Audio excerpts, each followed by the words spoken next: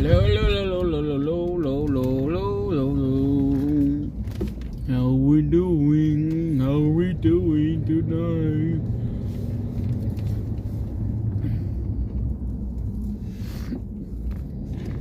Oh boy.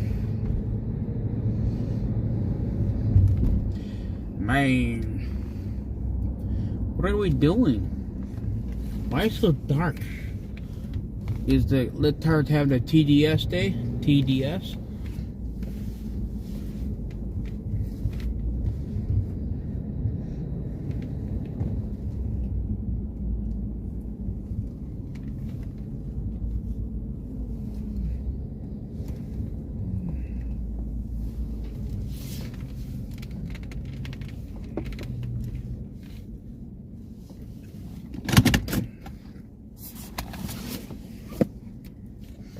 Alright, we got 2 here. Only 2? Let's see, why is it Littard? Why is it not working? Oh, no. Oh, wait.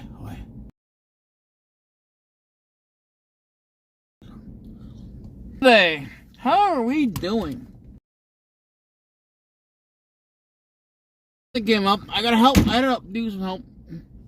Had to help. Kept him sent back. What was everybody doing tonight?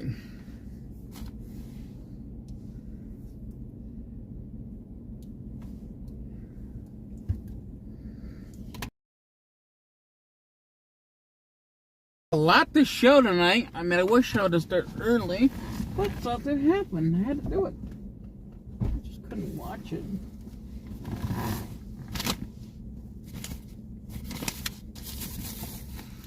Oh boy, where is it at? I know I have it somewhere.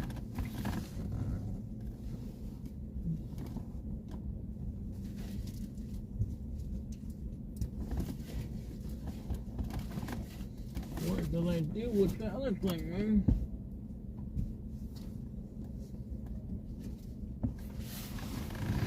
It's somewhere. It's somewhere. I know you got this here.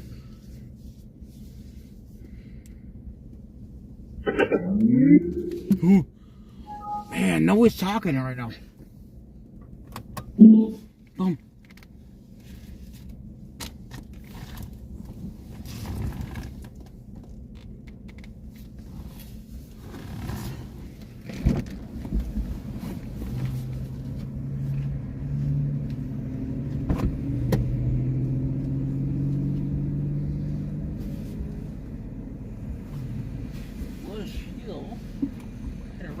Oh, right there, that's good.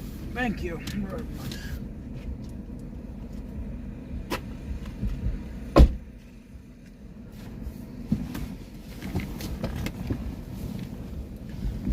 Who's out here right now?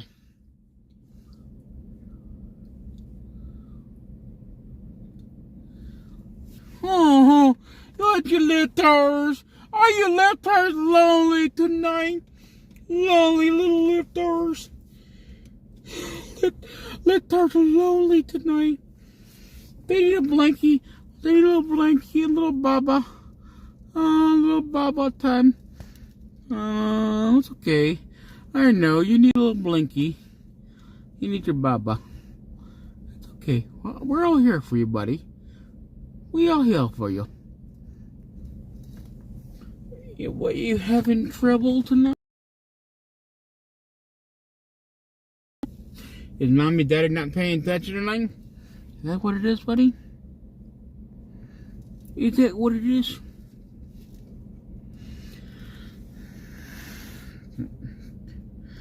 I think that's what I think he's having prom tonight. Or she is. She's having prom tonight. Oh boy, she. It's okay. It's alright. Alright? We gotta get this thing going here. Just wait, buddy, okay? No distraction. We got a lot to cover tonight.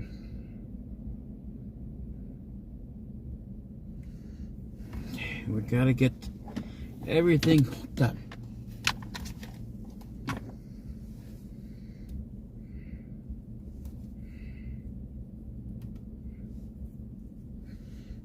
And now we just gotta get the thing hooked up.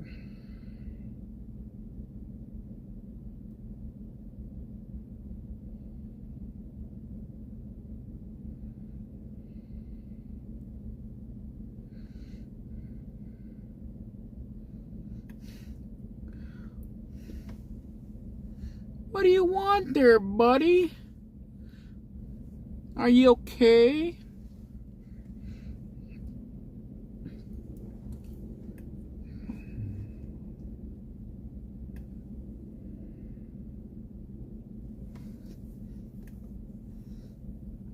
They're just waiting for this thing to load up here.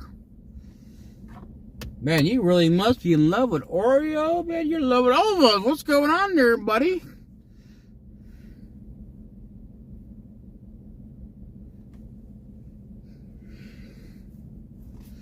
What are you lonely little man tonight? Do you want to be TDS tonight? Liftar TDS night. I think we're going to name it, buddy.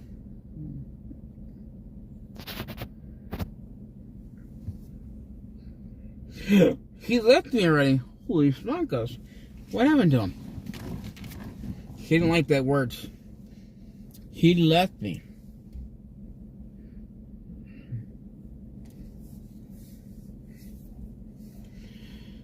I'm just waiting for anything to load up here. It's taking forever.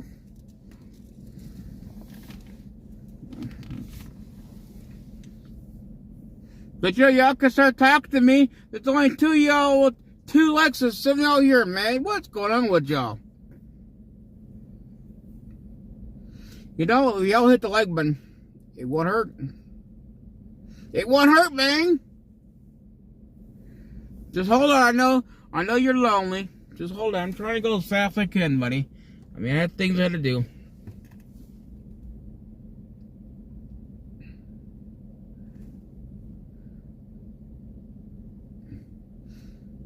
Just taking forever to load her.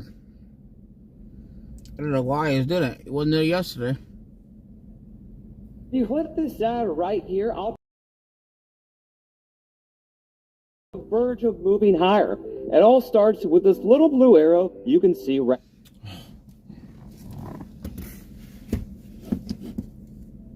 We are at a critical time where Republicans need to have the courage to push forward the SAVE Act to save the SAVE Act. America, to make sure that our elections are free and fair, that we never get overrun with 20 million illegal immigrants infiltrating our jobs, taking our money, taking over the black community, taking over every aspect of our life. To help me go through this and more, I have Vince Ellison. Vince, thank you for joining me. It's my pleasure, Stephen. Thanks for having me. Oh, man. I always love having you on. It was so awesome to meet you at the Charlie Kirk event down in Phoenix. Man, that's an awesome event. And as I said to you before, it was great seeing you also in person, but seeing your beautiful wife, that's why you keep that smile on your face. I can understand it now. Well, let's jump into these big stories. The first one I want to go through is the need to pass the SAVE Act. Right now, just say that. What we're seeing is 76%. Let's see if we can get, hold on. For some reason, I want to get, we gotta get your favorite person here, man. Your favorite one.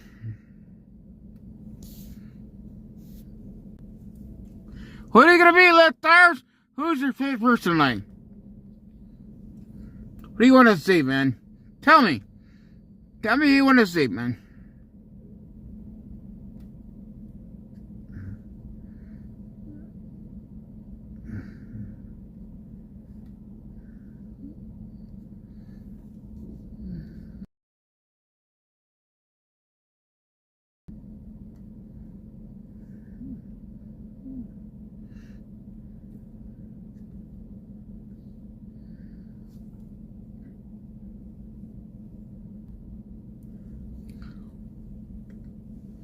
Who is it gonna be, Lifters? Who do you want to see tonight? You tell me who you want to see. You want to see Carrie? You want to see Jericho? Or do you want to see V-Mac? Who do you want to see tonight, buddy? Tell me.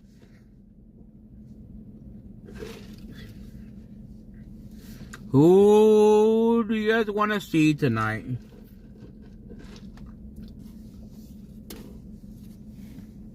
Or do you want to see your faggot liptards? Yeah, you got your faggot liptards already. You guys gotta decide, man. You guys want to be named faggot liptard, TDS liptard, or basic crybaby liptard? What do you guys want to be named? Whatever name you pick, man, that's what you're gonna be now. We're on going forward. I think I like the faggot liptard, man. That's what you guys are. Faggot liptard. I like the faggot liptard, like the TDS liptard.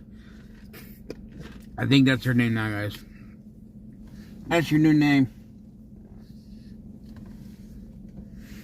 TDS liptard.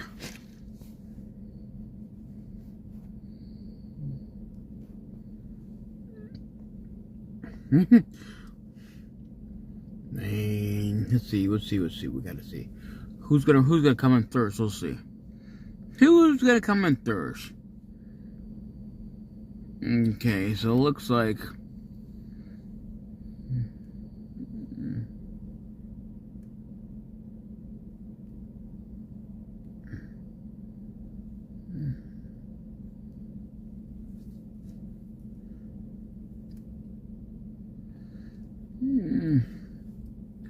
man, what's going on there? What's going on there?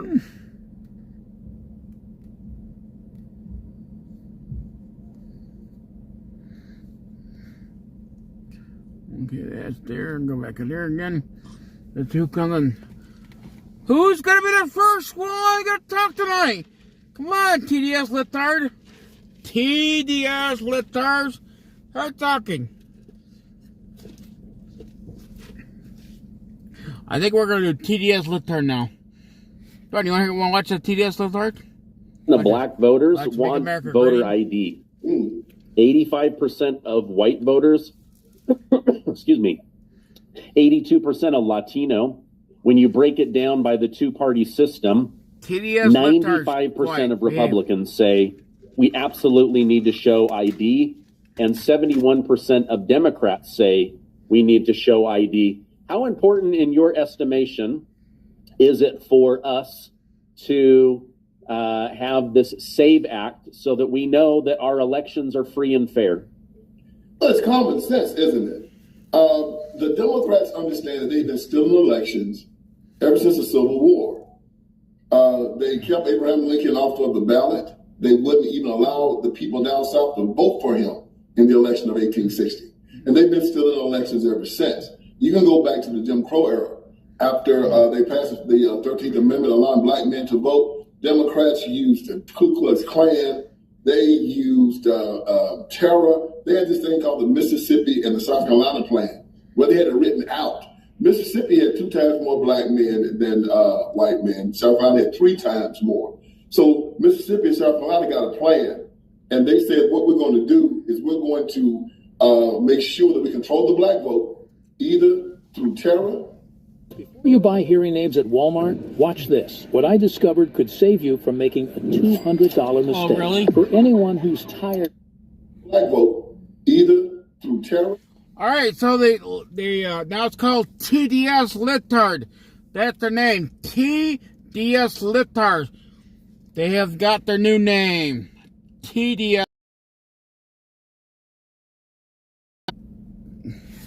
Violence or through murder. It's actually written down. Your viewers can look it up. It's called the South Carolina and the Mississippi plan. And then after that, they disenfranchised black people down south for 100 years.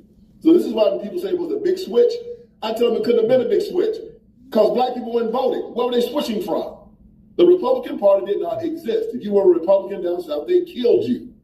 And so then finally, after black people started voting, and of course they started voting for the Democratic Party, black Democrats started doing the same thing that the white Democrats had been doing before. They learned from their masters how to control elections by stealing, by bribery, by a bottle of liquor and a pork chop sandwich, ballot harvesting, you name it. They are worse than their predecessors. They understood intimidation. They understand how to use the black preacher, how to do show to the polls, and the one thing they do not want, they don't want voter ID. Because if they get voter ID, they can't do the mail-in ballots. They can't take the homeless guy that has no ID and have him vote. They can't take the illegal and have him vote. Probably about 1/3 of their voting block will be gone.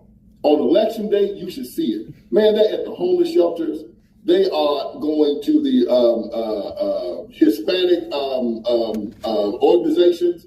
They are going to bus stops. They're going to churches. Anywhere they can get votes, they are getting them. They're paying people. These people are voting. They're not showing any ID, and that's how they win, especially in places like Detroit, Atlanta, Charlotte, Philadelphia. That's how they win. They cheat and they know it. Well, even within the Somali community, they were saying that there's entire high-rise complexes. Everyone in there is from Somalia. They all live on government assistance, and they force them all to vote for whoever they choose. Let me show you what President Trump said about this, because he said, who wouldn't want voter ID? And then he tells you who doesn't. And we should have voter ID, by the way. We should have a lot of the things that I think everybody wants to see. Who would not want voter ID? Only somebody that wants to cheat. Think of it. We don't have voter ID. And the Democrats don't want it. And the reason they don't want it is because they want to cheat. Because there's no reason in the world, and I love that debate, Lindsay. I love saying, well, why don't you want voter ID? And you watch them say, I don't know, I just made them vote. Then it's a terrible thing. So, all right. So you brought up a really great point. They use a lot of people that refuse to get an ID. They use a lot of illegal immigrants. They even use the homeless. They'll offer them gift cards, free meals, pork chop sandwich. And so they're able to collectively bring in tens of thousands of ballots that would otherwise not be able to vote because of that. But what do you think of President Trump saying and use ID is to cheat? Well, he's correct. And this is nothing new. The Democrats have been doing it for years. A lot of times, but it happened because the Republican Party in the 90s decided to pull out the black communities and not even fight for the black vote any longer. It was a deal that Lee Atwater made in the 1990s when they started doing the black districts and whatnot. But they made a deal with the black Democrats if they voted for their redistricting plan, that they would pull out the black communities and let the black Democrats have those communities. And they did that, and they all turned into Marxist, socialist hellholes.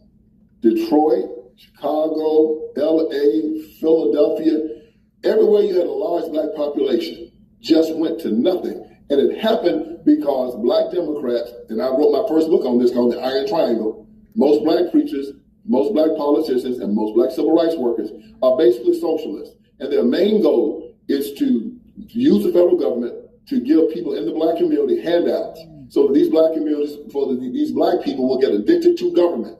And when they get addicted to government, they have to keep electing these Democrats so that they can keep getting the free stuff that they've been getting. They're wards of the state.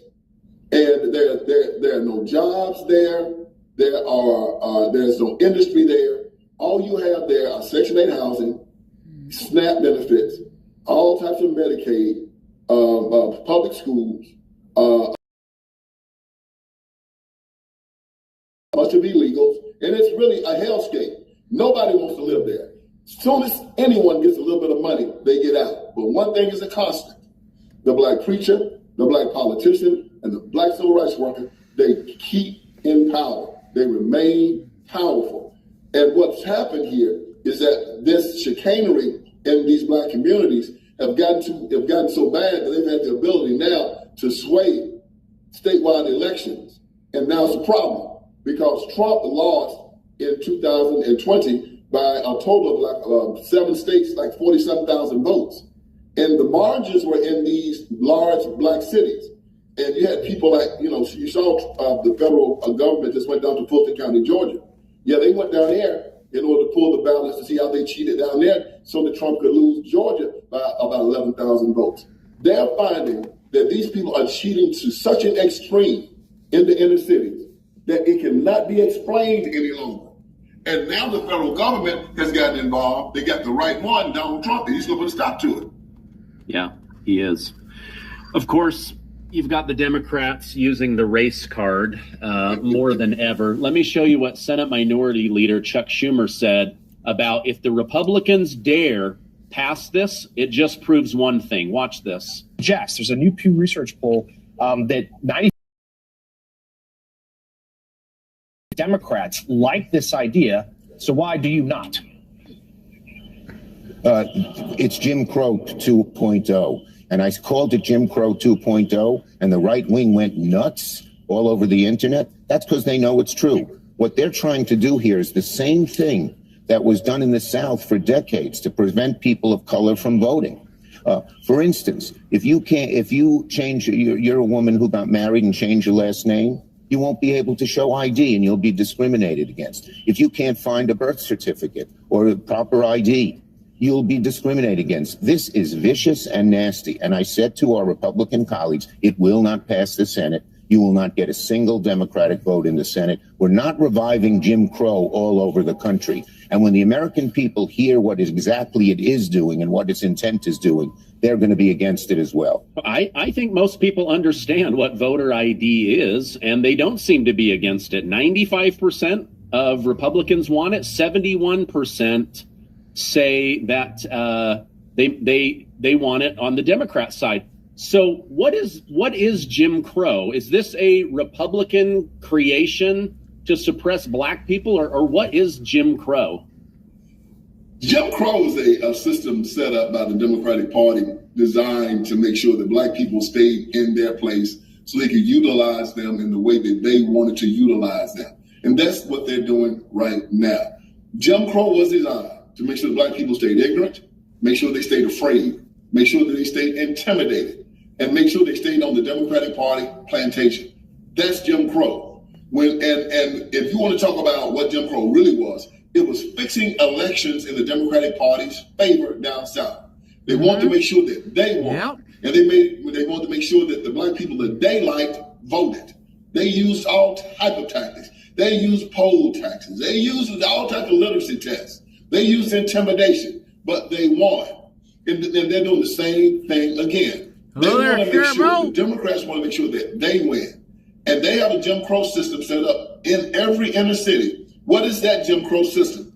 Ballot harvesting, bottle liquor and a pork chop sandwich, souls to the polls, bribing, intimidation. Whatever it takes to win, they do it. And what they're trying to do now is throw the rock and hide the hand. They want you to actually believe that if you have a legitimate election, that somehow or another that's against black people. It's amazing how they had no problem telling everybody to show some type of ID when you had to get your COVID shot and when you had to you had to wear the mask and all this type of stuff. They didn't have a problem telling you to show your ID to prove that you had COVID, your COVID shot, or you couldn't get into a restaurant, or you couldn't get on an airplane, or you couldn't go here or there. You have to show your ID for that. But if it's an ID to vote, no, they don't want you to do that. These people are the worst people that have ever walked the face of the earth. They know how they win these elections. They know they cheat. They know. Why would you not want someone to show an ID before they vote? You don't want them to do it because you want to cheat. So let me understand this. You're telling me that Jim Crow is a Democrat invention, not a Republican invention? Oh, yeah, it's a Democrat invention. After the election of 1877, it was found that most black people down south had voted for the Democratic Party. The Democratic Party took the whole South in the election of 1877. There was an election between a gentleman by the name of Hayes from Ohio and a guy by the name of Tilden from the state of New York. Tilden ran on revoking the 13th Amendment and putting slavery back. Yeah, he actually ran on that. And so when all the votes were tallied, all the Confederate states went for Tilden. This was interesting since most of the people voting down south were black. South Carolina had 3 times more black men than white men. South Carolina went Democrat. Mississippi had 2 times more white men than black men. Mississippi went Democrat. Why? The Mississippi plan and the South Carolina plan. They used intimidation, they used bribery, and they used murder to make sure that they subdue the black population. Yeah, Jericho. But bullies have always done such things. Allowing the bully to do it. I blame the black men of the South for not standing up and fighting for their freedom back in those days. The Democratic Party controls the black community because black men are cowards. They don't want to take care of their children. They don't want to stand up. They don't want to tell them, no, I'm a free man. You can't bribe me to vote. You can't intimidate me into voting. You can't lie to me and make me vote to have my children murdered, and to vote against school choice, and to vote to have my guns taken away, and to vote allow these illegals to come in and intimidate my whole community. You can't do that. So if this is happening, it's by the permission of the black community, but it's also the Democratic Party and evil institution that's pressing it. They all stand hand in hand. A community of the people that are elected reflect the values and the mores of the community that they represent. And right now, the black church has destroyed the black community. The civil rights movement destroyed the black community. Martin Luther King Jr., who we're now finding out, was nothing more but a liar, an apostate, a hoe chaser. He was an anti-Christian bigot. Come to find out from his own papers at Stanford University that he didn't believe in the deity of Christ. He didn't believe in hell.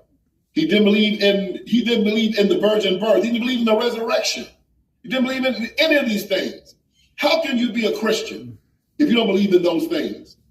We come to find out that he plagiarized his doctorate at Boston University. Yeah, plagiarized it, so he's a fake doctor. Come to find out he's the first recipient of the Margaret Sanger Award in 1965. Aborted every year. We've had 20 million aborted since 1972. His fingerprints were all on it.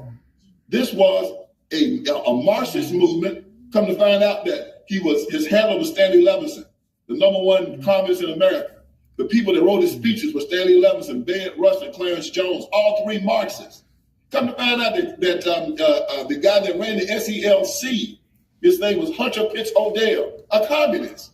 Yes, this was a communist movement. They've taken their communism and they've moved it into the black community. The black community is now mostly a Marxist community. They did a poll about a year ago, and they asked segments of the American population their views on socialism. The black community was the only community in America that gave socialism over 50% approval rating. Over 60% of black Americans found socialism in a positive way. Why?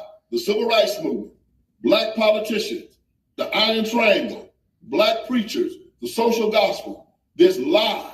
And the Democratic Party is nothing more than a Marxist, evil, anti-Christian institution. And I hope we get this passed so we can run them out of power. It's a simple warm water trick that helps improve vision almost overnight. No. If you wear glasses, squint to read, or find it hard to recognize faces like you used to, then listen up. So their new name is TDS. Third. U.S. debt is racing towards $39 trillion, and that pressure doesn't just sit around in Washington, D.C. It lands hard on your wallet as the same amount of dollars... I don't want that. Come on, go back. We are at a critical time where Republicans need to have the courage to push forward the SAVE Act. Blame the bully. I blame the coward for allowing the bully to do it. I blame the black men of the South for not standing up and fighting for their freedom back in those days. But that's not here nor there. Today, the same thing is happening. The Democratic Party controls the black community because black men are cowards. They don't want to take care of their children. They don't want to stand up. They don't want to tell them, no, I'm a free man. You can't bribe me to vote. You can't intimidate me into voting. You can't lie to me and make me vote to have my children murdered, and to vote against school choice, and to vote to have my guns taken away, and to vote allow these illegals to come in and intimidate my whole community. You can't do that. So if this is happening, it's by the permission of the black community, but it's also the Democratic Party, an evil institution that's pressing it. They all stand hand in hand. A community of the people that are elected reflect the values and the mores of the community that they represent. And right now, the black church has destroyed the black community. The civil rights movement was nothing more but a liar, an apostate, a hoe chaser. He was an anti-Christian bigot. Come to find out from his own papers that he didn't believe in hell. He didn't believe in the virgin birth. He didn't believe in the resurrection. He didn't believe in any of these things. How can you be a Christian if you don't believe in those things? We come to find out that he plagiarized his doctorate at Boston University. Yeah, plagiarized it, so he's a fake doctor. Come to find out he's the first recipient of the Margaret Sanger Award in 1965. So now that we're having close to 1 million black babies aborted every year, we've had 20 million aborted since 1972, his fingerprints were all on it. This was a Marxist movement. Come to find out that his handler was Stanley Levinson, the #1 communist in America. The people that wrote his speeches were Stanley Levinson, Baird Rush, and Clarence Jones, all three Marxists. Come to find out that the guy that ran the SELC, his name was Hunter Pitts O'Dell, a communist. Yes, this was a communist movement. They've taken their communism and they moved it into the black community. The black community is now mostly a Marxist community. They did a poll about a year ago, and they asked segments of the American population their views on socialism.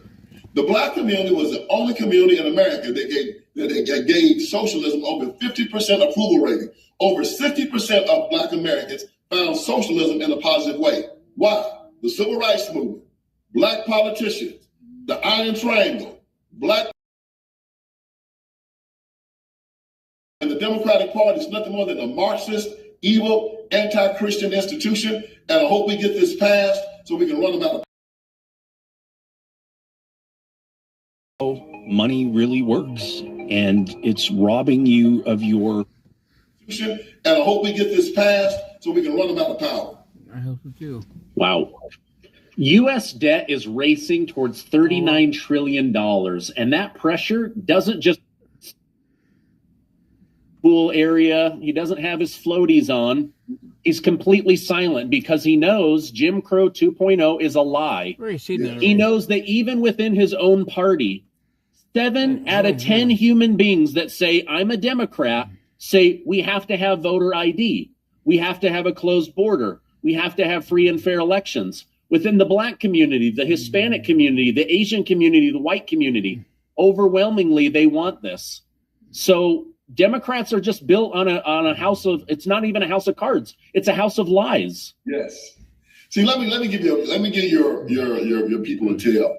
Whenever you hear a Democrat scream racism, that means he's lying. He's guilty. That is his last bastion of hope. Racism.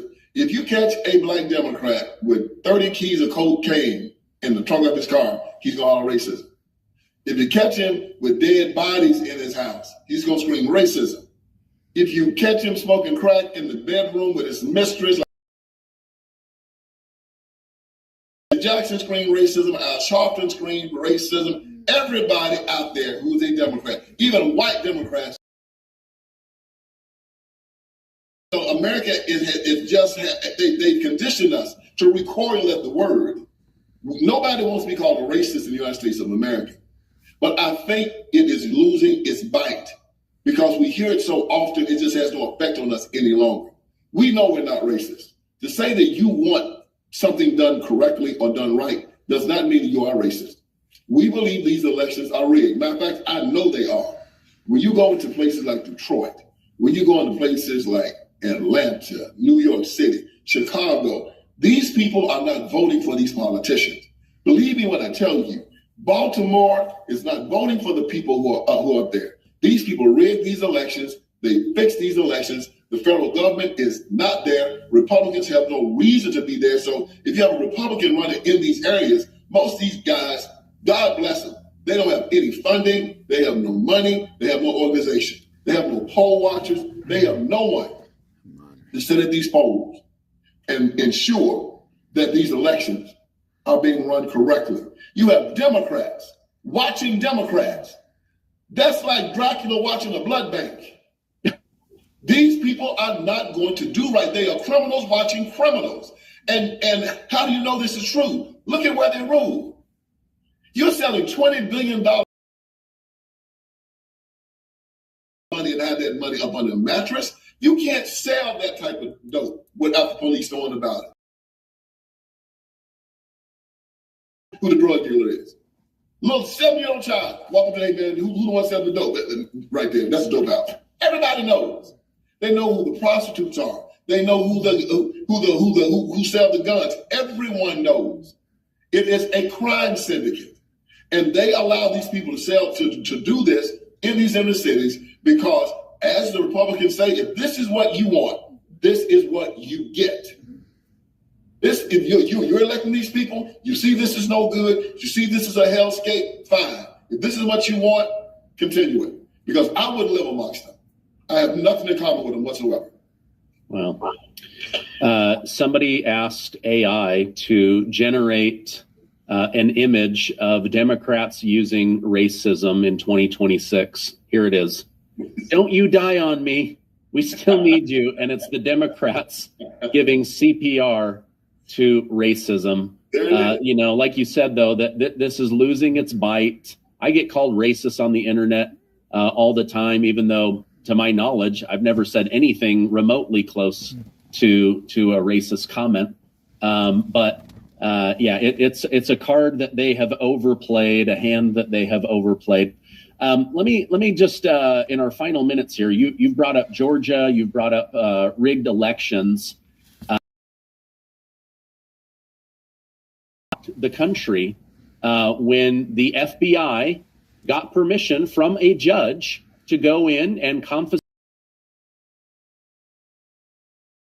emails, everything about the 2020 election. Yeah. Now it's been announced that President Trump has assigned Director of National Intelligence Tulsi Gabbard to oversee the elections, make sure that they are free and fair, and that there's no international messing around. Listen to this.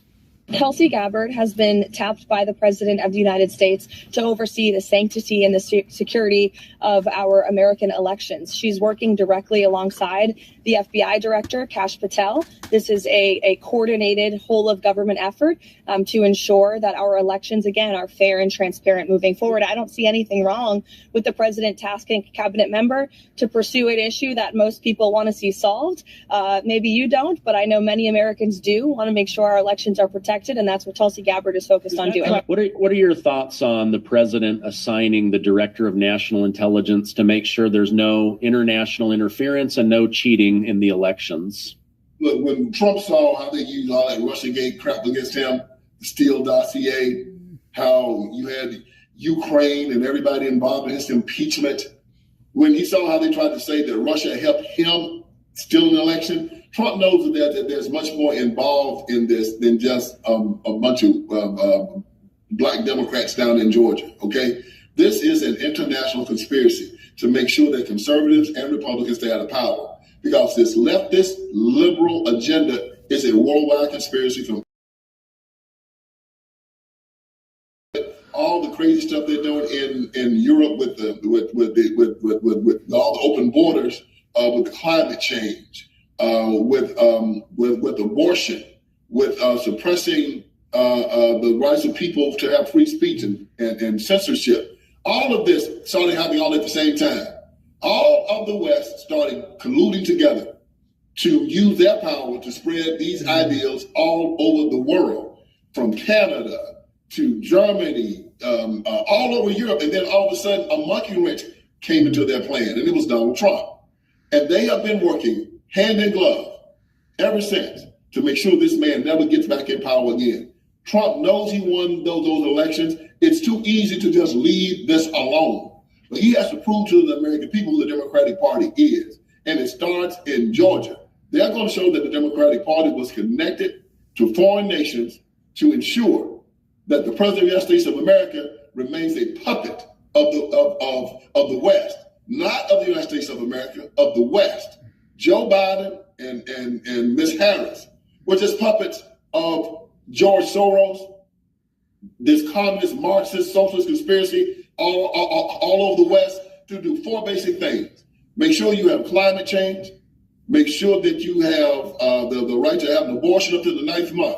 Make sure that you have open borders.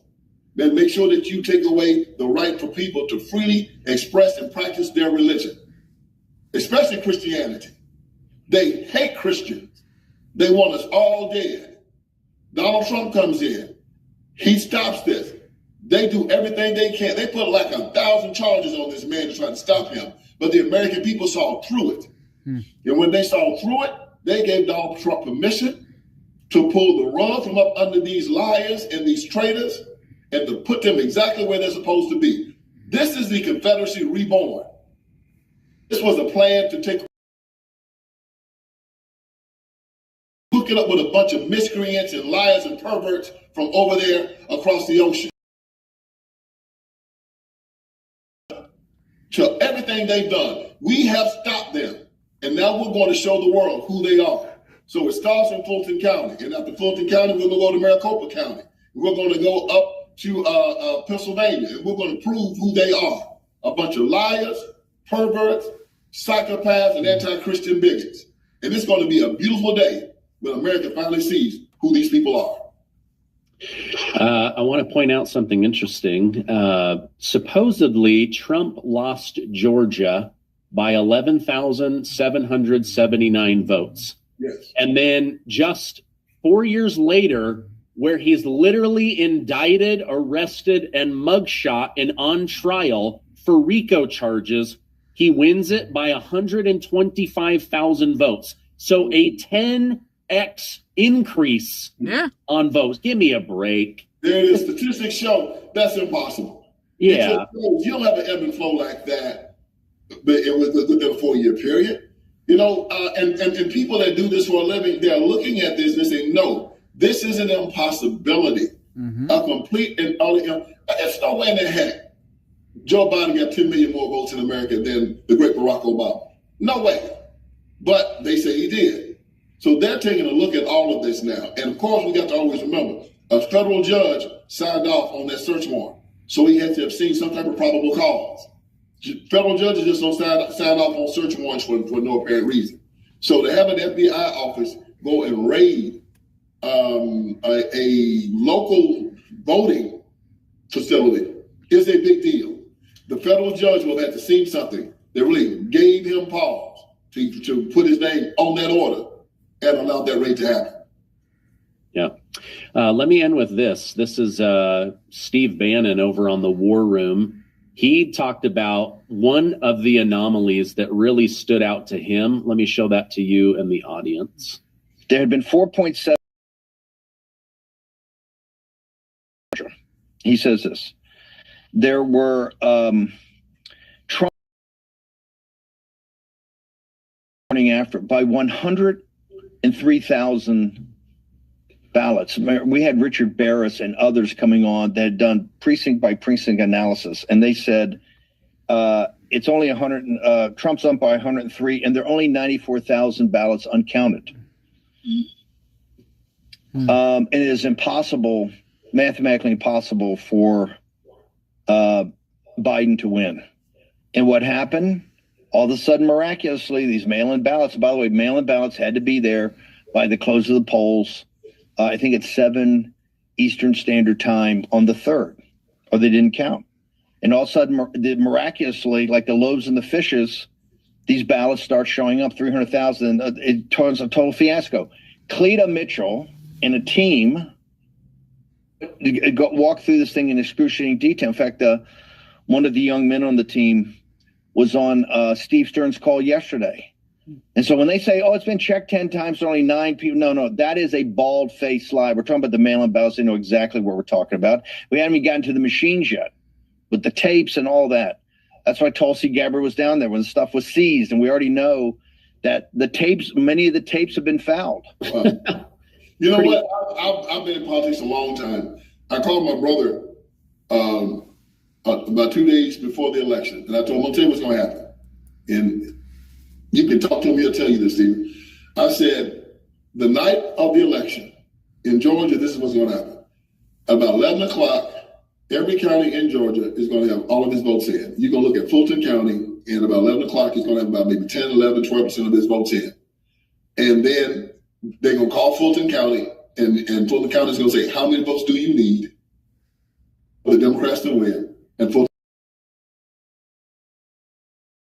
wait to see what every other county has done, and whatever is needed for the Democrats to win, Fulton County is going to produce it. Sure enough, on election night, I'm sitting there watching it. And, everything's crazy on election night, right? And they show Georgia, and I see every county has 99% of the vote in. I look at Fulton County at 11%. And then Marvin called me, he said, man, look, you called it. I said, I told you they're stealing it tonight. They're going to steal it. I told them 2 days before, I said they're going to steal it. It's no way Trump wins. And he says, I said, they're going to steal it. They're going to steal it in Atlanta. They're going to steal it in Maricopa County. They're going to steal it in Philadelphia and in Detroit and in Milwaukee and in Charlotte. And I told them the cities they were going to steal it. Why? Because I've seen them do it too many times before. They will make up the margin that they need. If it's within 1%, maybe close to 2%. If it's in a margin of 1 or 2%, they can make up what they need in these inner cities, and there's nobody there to check. And if they need 10,000 votes, they'll find them. If they need 10,000 in Michigan, they'll find them in Detroit. If they need 10,000 in Pennsylvania, they'll find them in South Philadelphia. If they need 10,000 in Georgia, they'll find it down in Atlanta. That's the game they play. It's the game they've always played. And until they start going into these inner cities and putting people at every one of these places where they vote, and every place where they count, this is going to continue. Yeah, it's so obvious that there was cheating. I mean, think about this for 16 by 211,000 votes. Suddenly it swings to Joe Biden, right? A crazy old white guy that had not really done much for anybody, and he supposedly wins by less than 12,000. Then you bring in Kamala Harris, one of the most educated, black, most articulate women in the Democrat Party, and she loses by 125,000. None of it makes any sense. None of it. You're exactly right. None of it makes any sense. And that's why they're down there now investigating this, because if you can do this to Donald Trump, you can do this to anyone in America. They're coming back. They're not finished. And the next person that they get to run for president on our side might not be as tough as Donald Trump. Let's admit it. They put that man through a hell. Most people could not have survived it. They put him on trial. They tried to impeach him. They stole elections from him. I mean, for 8 years, Donald Trump has gone. He's walked through the fires of hell. And now he's out for revenge. He's John Wick, man. He says, I'm going to get every last one of them that put me and my family through this. And also, Donald Trump knows this. He knows that when he's out, if he hasn't taken all of these dirty Democrats out, they're coming for his family. He knows that. He knows they're coming for Barron. They're coming for his children, just like they came for him. He knows it. If they ever get in power again, it's going to be like the Romanovs in Russia. They're coming for his family. We know it. He knows it. So the only way he can protect his family is he got to make sure that these people go to jail. Yeah. Oof. President Donald John Wick Trump. I like that. If you may start using that, John Wick Trump. That's pretty good. Donald John Wick Trump. I'm crafting a cool little T-shirt in my mind right now. So. Oh yeah, man, that's cool. You need to put that out. I might beat you to it,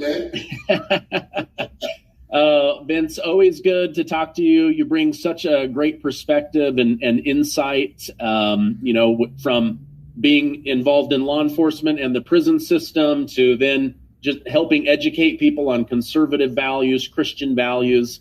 You're such a gem of a human. I'm going to put a direct link down below so that people can easily find your.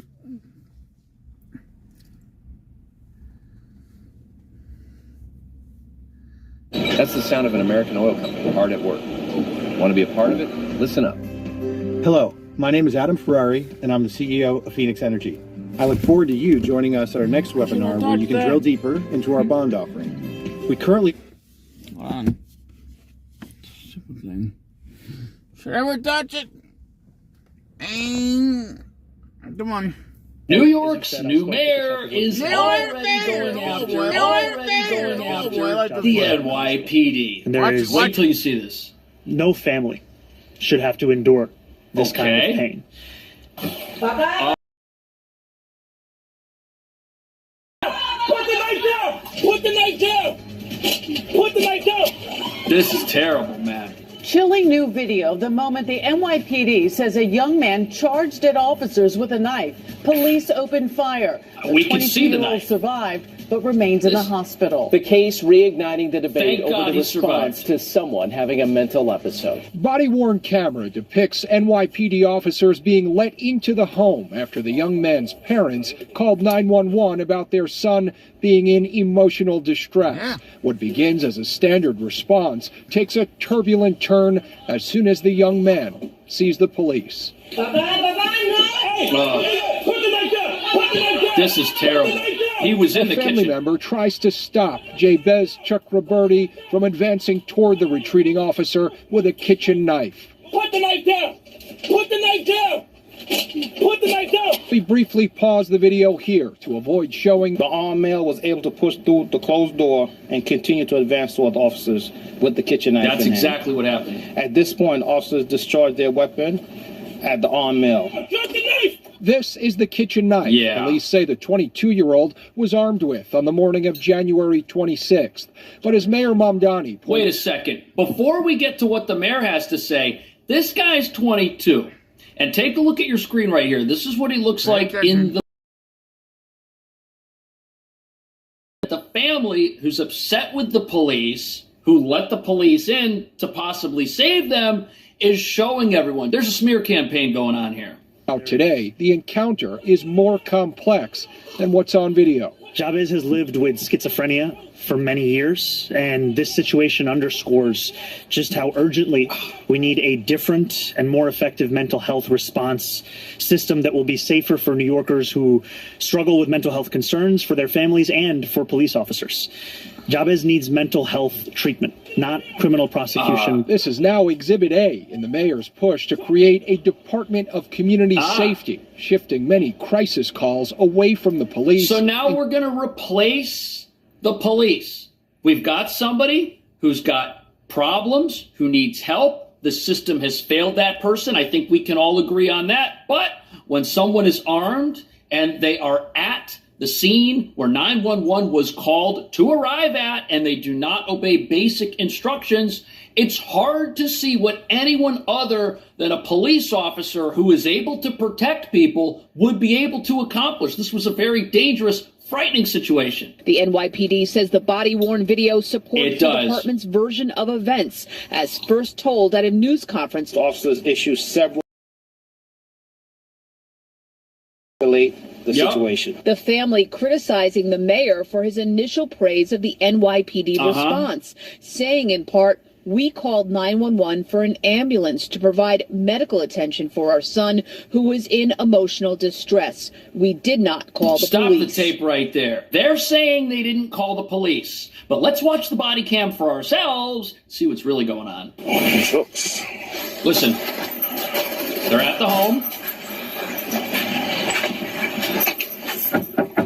Knock on the door. And since I've been watching videos, I don't stand by the door no more, bro. I know what's up now. How you doing? Are you called? You called? Yes. Hi, you called? Yes. So she tells the police officers that they are at the right place. She opens the door and invites them in. And now watch what happens. You come in? Yes. Oh my gosh. No, you're fine, you're fine. They confirmed again that they're in the right place.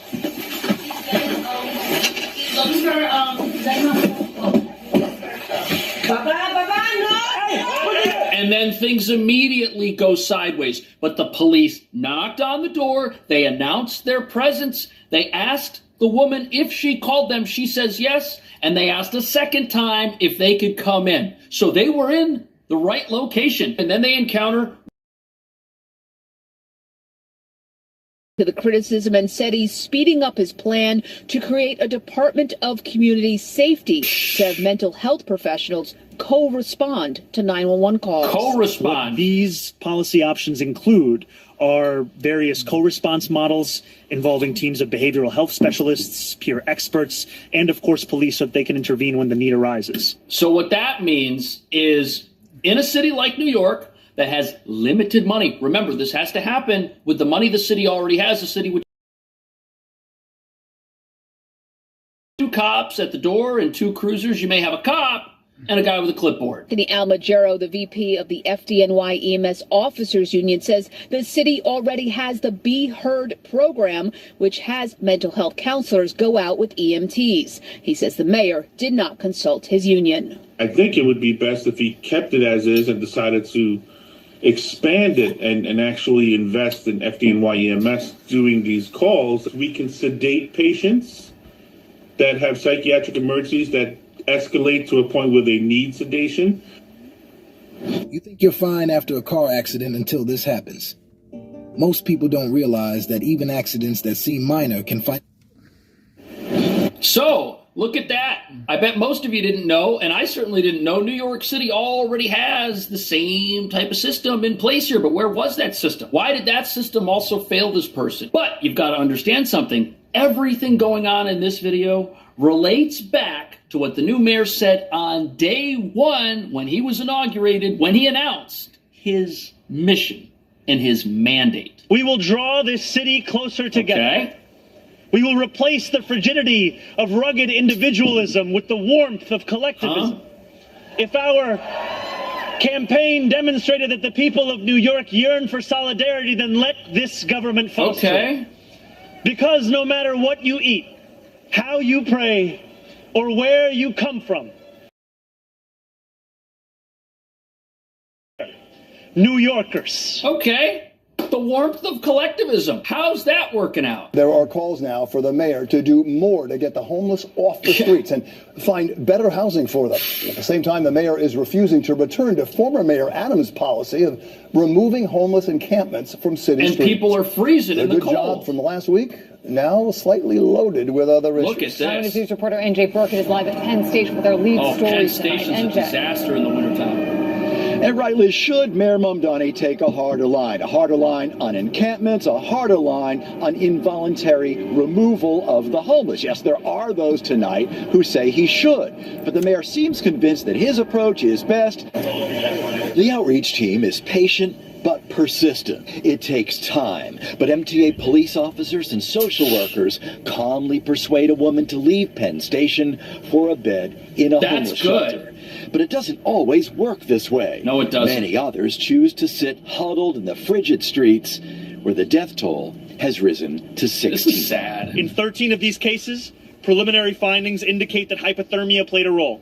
The mayor says outreach to the homeless has been stepped up steadily since sub-freezing temperatures first triggered the city's Code Blue activation. As of this morning, we have made more than 930 placements to shelters and safe havens,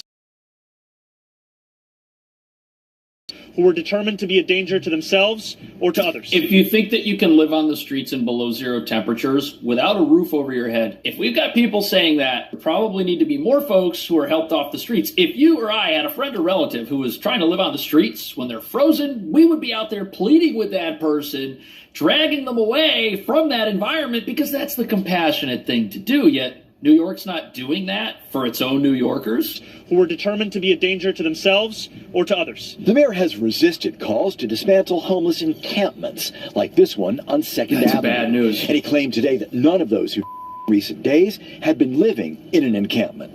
Instead of looking to just push New Yorkers from one encampment to another part of this city, we're going to look to emphasize the services that we can connect those New Yorkers with. Queensboro President Donovan Richards says the mayor needs to take a harder line. Everybody should have their rights, but at the bottom line, if it's a code blue, we need to make sure people are being protected and that individuals are being taken into safe spaces. Homeless advocate and civil liberties expert Norman Siegel says persuasion works best. We've argued that you should approach people on a voluntary basis. If someone's not dressed the way you are, NJ, or I am, and they're in a t-shirt and jeans and no shoes, that's someone who's a danger to themselves. Right. The signs are obvious. The signs are obvious when someone is in trouble. But one of the things that the mayor said he wanted to do was to do less in the way of homeless sweeps. And homeless advocates say that the longer someone remains on the streets, the higher the chances of something going wrong. But before we continue, do you owe back taxes or have unfiled returns? Or have you filed every year but just keep owing? Did you retire and suddenly get hit with a tax bill you didn't expect? However your tax issue started, the outcome is the same. Your balance is not going down, penalties grow, interest compounds, and many people are about to owe again this upcoming tax year with zero plan in place. Stop what you're doing right now and call Tax Network USA. The IRS is not waiting. The IRS is enforcing collections through wage garnishments, bank levies, and property seizures. Did you know they could even file for you without your consent? This is where Tax Network USA comes in. With over 15 years in business, there hasn't been a tax case they haven't seen or resolved. They specialize in tax controversies and help taxpayers nationwide get back on track by resolving back taxes and unfiled returns.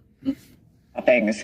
Snow hills must be scaled just to enter the subway. Batia, there are mountains of garbage, some of them 8 feet high, and this is all more than a week after the snow fell. Yep. I don't care about any of that, Liz. I care about the fact that 16 people are because this nincompoop decided to allow them to keep living on the streets when the temperatures dropped to sub-zero. Yeah. So much of what passes for progressive superior to the rest of us actually incentivizes and creates unbelievable amounts of cruelty and suffering. Yes, she's 100% right. We see it with the way that the homeless are treated in New York, and we're going to see it even more once the police are replaced. Do you think replacing the police force in a lawless sanctuary city is going to do good things for the law-abiding residents who still live there? Of course it's not going to. All progressivism, it is essentially an exercise in futility. It just goes further down the path of destruction. It progresses down that path rapidly in the name of compassion, which it brings to absolutely no one. Whether it's abolish ICE, the open border, whether it's defund the police, siding with criminals, it's all the same all of message. This stuff that makes them feel holier than now, it creates unbelievable amounts of cruelty. And I'm just so glad that he did a 180, that he recognized how wrong this is, and I hope that that means that they will actually start sweeping the homeless encampments, not just when it's freezing, but in general. Yeah, all the time. Yeah, well, Dan, what do you make of that? I think that, listen, he got into office and immediately stopped what Mayor Eric Adams had begun, and most mayors preceding Eric Adams. And this has been a huge issue. And this is the one thing that for years has made New York City different than places like Los Angeles, because in New York City, there are people who are homeless, but the idea that someone can be a full-time resident on the streets and have a year-round encampment does not exist here. And that is why the sidewalks here do not look like the sidewalks in most of Los Angeles. We have to start hospitalizing these people against their will. Zoran Mamdani said, no, we're not. We're just going to suggest maybe they should go to a shelter, but we're not going to force them to go to a shelter. Is him now backing off, is that just a momentary thing, or are we going to see a real change here? The government is banning these $29 adaptive glasses next month, and this is your last shot to get the original military. Carrie is here. Hello. Come on, let's go there, son. Ain't done today. Because the TDS liftards are going to go crazy if you don't get fast. Oh, boy. Come on. Let's go, dude.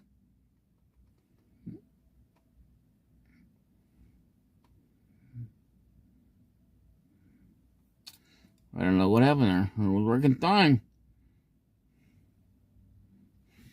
This is not in inhumanity. That's how we're supposed to look at this. When it warms up in New York City and temperatures are great, are we going to go back to that policy? Or will people recognize the danger an individual puts themselves in the longer they remain living in an unhoused situation? Yeah, scenes like this, Sade and Mike, are not on every street, just to be clear. But when you do see this much trash, you got to wonder what is going on. The sanitation department says that trash collection is delayed by about 24 hours, as are recyclables. It's but a lot workers longer should than that. expect to see some relief soon. I think it's pretty gross to walk past it, to be honest. It's Look at a this. pretty big eyesore. Dirty snow coupled with piles of trash, like a post-snowstorm hangover that's lingering, face to the unending Look at cold. that. Okay, so you have recyclables, which you see here. You got the cardboard, then you got the stuff in the plastic bags, and then you got the black bags over here in the corner. So you've got all the trash that was supposed to get picked up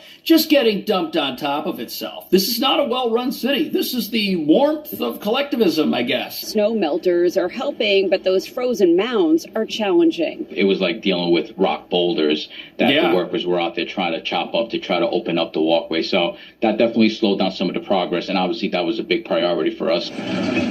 It all had a domino effect of delaying some of the trash collection, according to the acting commissioner of the sanitation They department, can't work quickly. Javier Lohan. Even though we are on track on the Monday service areas, a lot of the people won't start receiving service until tonight at 6 p.m. and that'll go into the overnight and then tomorrow morning. But the heaps of trash have prompted some outrage. Garbage everywhere. Actor Michael Rappaport, who's no friend of Mayor Mamdani, complained about the trash on the Upper East Side, and council member Ina Vernikov also took aim at the mayor. I took a walk on several streets. The mayor says This is crazy. they're working on it. Sanitation is currently running about 24 hours behind on trash collection. So here's the other problem. When you delay trash pickup for as long as it's been delayed in the city, what happens is you get more garbage, so they can't finish their routes. And then the trash keeps piling up. And when you add to that all of the traffic congestion because of all of the snow, now you've got yourself a real disaster. But look at this. Can do their thing and get power and heat back up and running for thousands of people in the Borum Hill area. If you look up and down the street, you basically see Con Ed crews as far as the eye can stretch with cables there over here. Look at this. And you can see that this is basically what 4th Avenue looks like. snow Yes, it's open to traffic, knocked out the but power. very few cars getting through at a time as crews continue to fix up each corner. And here's what we're working with. As you look into one of these manholes, they're trying to get into these fibers. Look at the this. elements have been making this job very hard, but this morning we've seen them close up one corner at a time. So what happened here is we had so much snow and so much salt on the roads that this all leaked into the underground parts of the city and destroyed the wiring for people's apartments in Borum Hill, which is one of the most expensive zip codes in the city. Why? Because it wasn't adequately cleared to begin with. Edison says road salt is mixing with water as snow melts, Yep. seeping into the underground system, That's corrosive. corroding wires and causing localized failures. Con Ed chalking up longer than anticipated restoration times to challenging conditions, Yep. having to dig out layers of snow and ice to access the system. They can't even remove work. Cars from snow mounds. pretty A bad. warming center has been set up. It's just not enough, and people are suffering. Since Friday, we didn't have no light, no water, no hot water, no steam, no nothing. hot We water. have handicapped people that needs oxygen and everything. Come on, there's 100 and something old lady over there. I felt like I was one of the homeless people sleeping on the streets last night, honestly. I had blankets, I had robes, I had everything on me, and I was so cold. What do My people mother, pay my for in sister this live city? here, and it's been very difficult for them because she's 83. How are we getting reimbursed? City Council member Shahana Hanif said she sent a letter to Con Edison demanding that her constituents receive credits, making that. Of course, it's the power company's fault. Now, I dislike Con Edison. Like, they're pretty bad. They got a monopoly. They're tough to deal with. If you ever call them, you never get through. But Con Edison doesn't plow the streets. It's not Con Edison's fault. Tons and tons of salt leaked onto their wiring because of a mixture of snow and ice. And when people talk about how the skids have basically been greased for the new mayor to come into office and pass whatever he wants, it's because you already have a city council that is totally aligned with him as far as socialism and the future of America goes. But what do you think that future looks like? What do you think about the things happening in New York City? Should the mayor do more to stick up for the police? Should he replace the police? What do you think about the situation of the homeless? What should be done for them? Let me know. I'll see you in the next video. Gotta wait. Should be coming here next. Increase blood flow down there. That's why you can physically perform, but they do nothing for arousal. Ladies and gentlemen, Nick Mose-Cedar here, and it just keeps getting better. Every day feels like Christmas, and I almost feel like I must be hallucinating or dreaming, because this can't be real. Reuters and CNN are now reporting, they got the exclusive, guys, that DNI Tulsi Gabbard led a task force to seize the Dominion voting machines in Puerto Rico, and they're apparently investigating cybersecurity threats and the possibility of manipulation in the outcome of elections related to Venezuela. And no, I'm not joking. And we're going to go balls deep into this because it's absolutely mind-blowing. Now, first, I want to ask you guys a question before we get started here. Do you believe it's all a coincidence? Do you think that the fact that on January 3rd, the United States Special Forces went to Venezuela and pulled Nicolas Maduro out of his bed in his jammies in the middle of the night and brought him back to the United States to be prosecuted, and then a few weeks later raided a election warehouse in Fulton County to seize all the 2020 election materials, and now we find out that the DNI is investigating all a coincidence? Because if you do, I've got to be the bearer of bad news here and tell you and diagnose you. Old Dr. Nick is going to diagnose you with a very, very serious condition.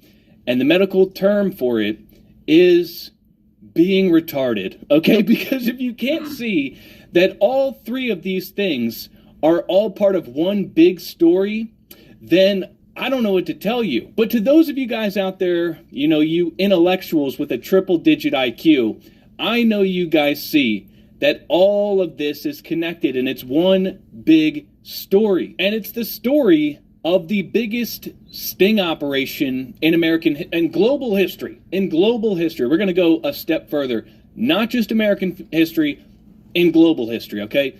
They're not just investigating domestic voter fraud in Fulton County, Georgia. The Trump administration is investigating a multi-pronged global criminal election syndicate. And so let's go back to the beginning of the year, and let's start there, and then we'll go balls deep into the Puerto Rico thing, I promise. You just have to be patient. And before we start, I'm just going to ask kindly if you could click the like button and subscribe, because that really helps out a big, big deal. Now, let's talk about the official narrative on Venezuela. They went in, they grabbed Nicolas Maduro, and it was all about narco-terrorism, right?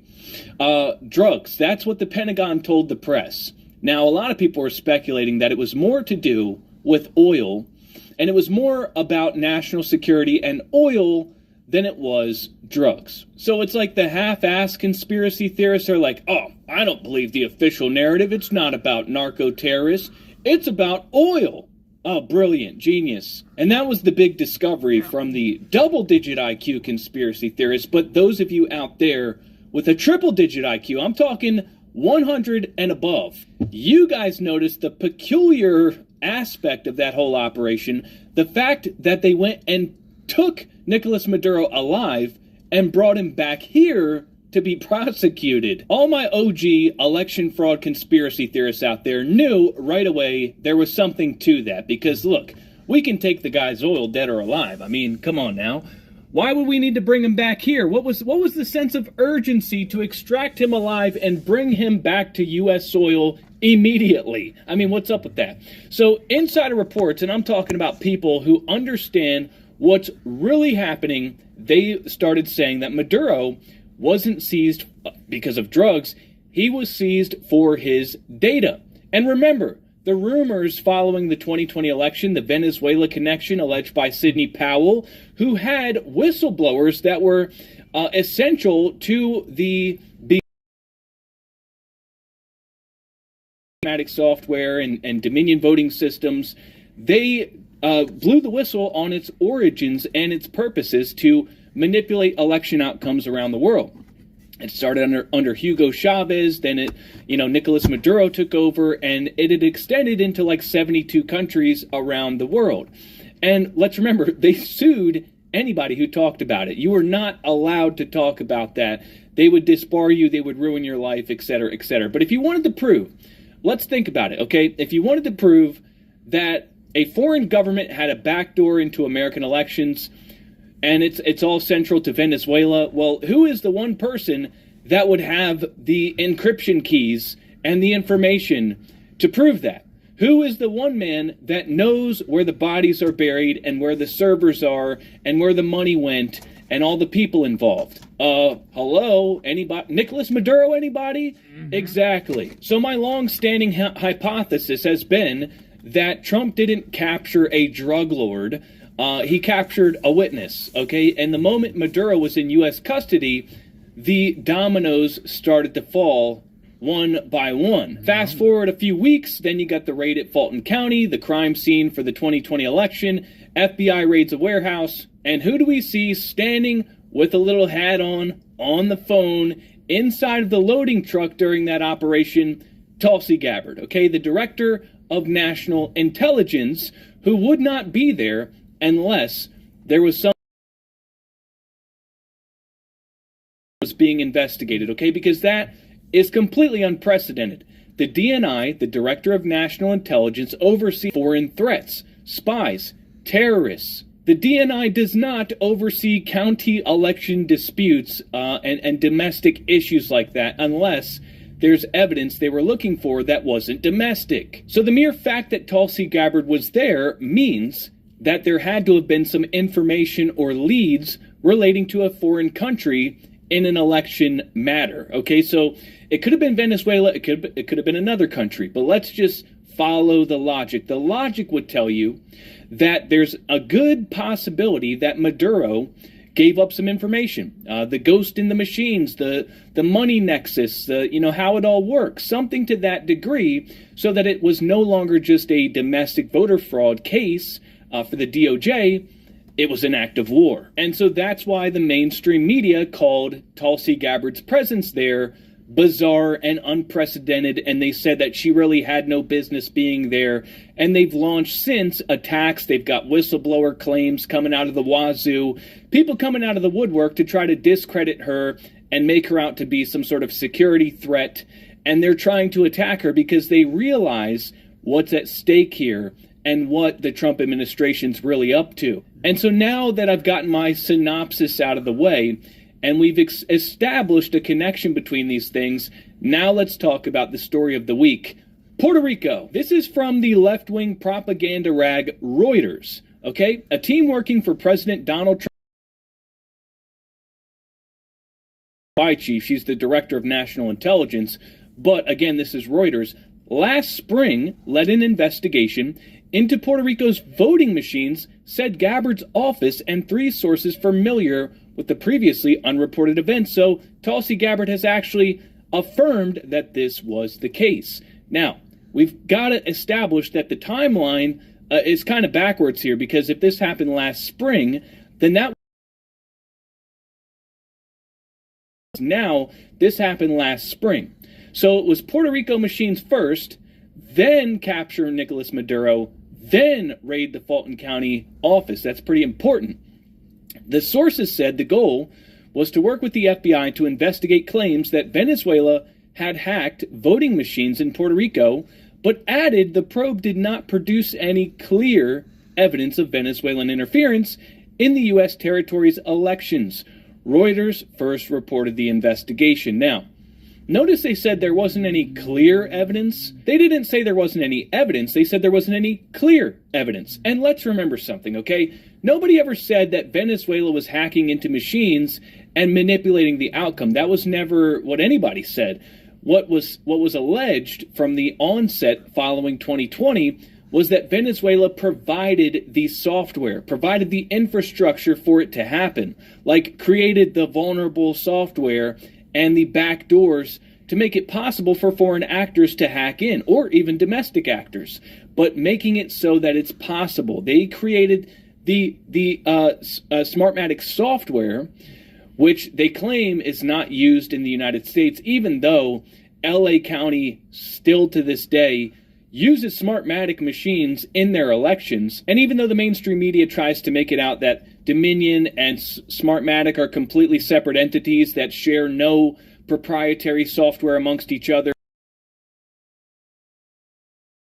Smartmatic owns Sequoia voting systems from 2005 to 2007, and then in 2010, Dominion bought Sequoia 3 years after Smartmatic sold it.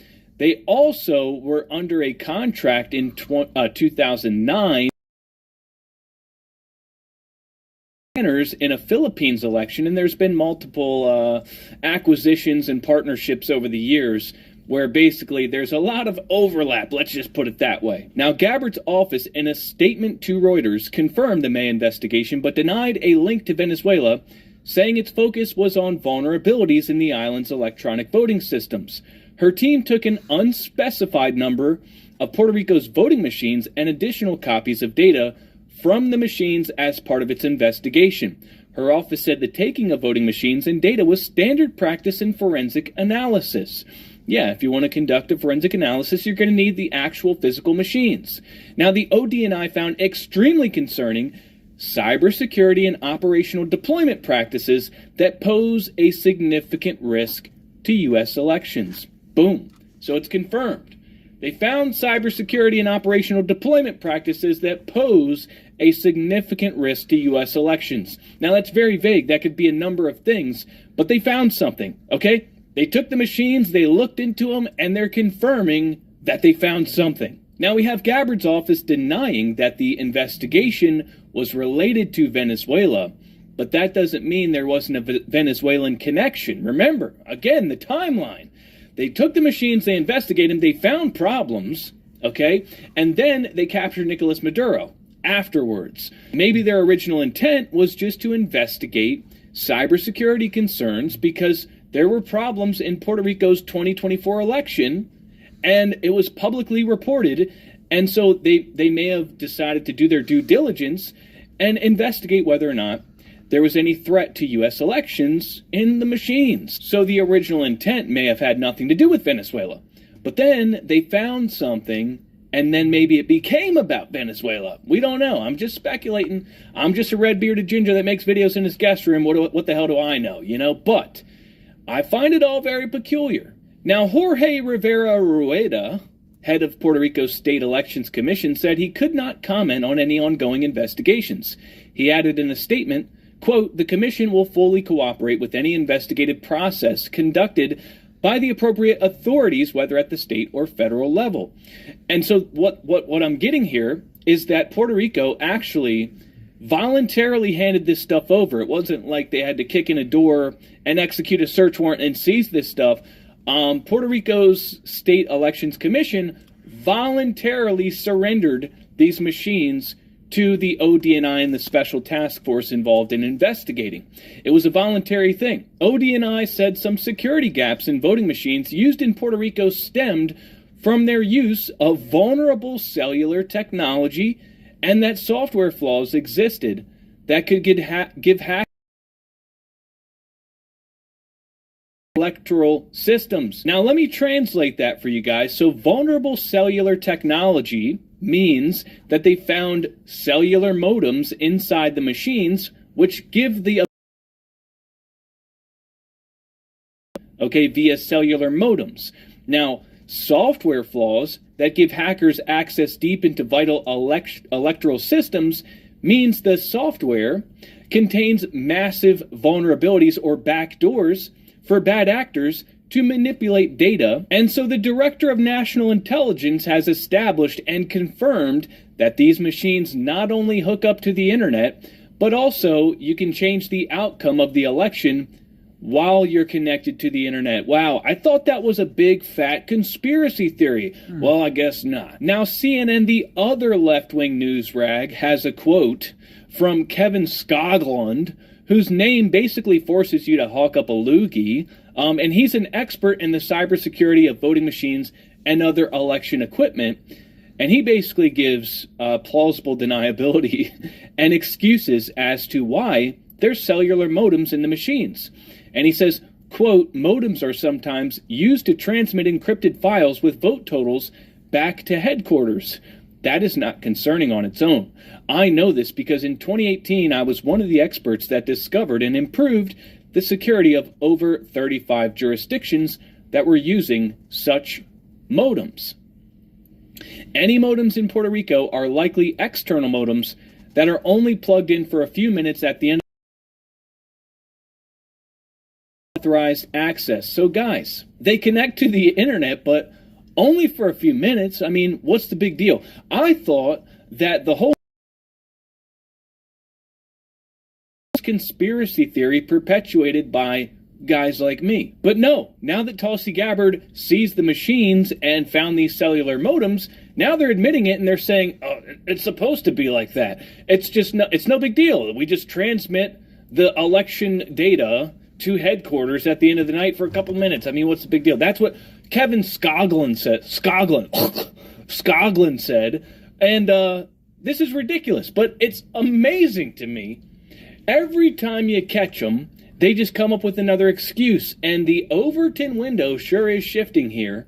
You know, I mean, guys, holy smokes, this is crazy. And while we don't have a full report from the ODNI, there's an ongoing investigation happening right now.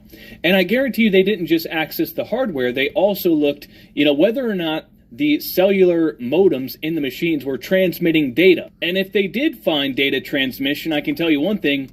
It wouldn't be the first time someone's found that, because let me remind you that in Michigan, the Allied Security Operations Group, I think that's ASOG, they investigated in Antrim County, Michigan. And guess what they found? Let's see. This was shared on Trump's True Social page. A Telit 4G wireless chip manufactured in Taiwan was discovered embedded into the motherboard. The voting machine tapes clearly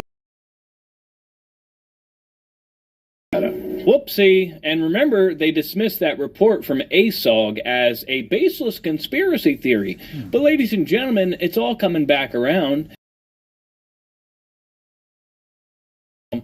Because the writing is on the wall. The Trump administration is doing big things behind the scenes, and they're getting glimpses of it here and there, and they're starting to put the pieces together. But again, all of us triple-digit IQ, and again, I'm talking 100 and above, we know that there's definitely something happening here bigger than anyone can imagine. So ladies and gentlemen, this is a very exciting time to be an American patriot. I feel exuberant and exhilarated, and if this turns out to be a nothing burger, I'm telling you, I might go insane. So ladies and gentlemen, be sure to like the video and subscribe. Thanks for watching, and I will see you next time. Who goes for it on 4th down? It's the playoffs. Not there. Now, why is that? It's too early. Is he in? Yep.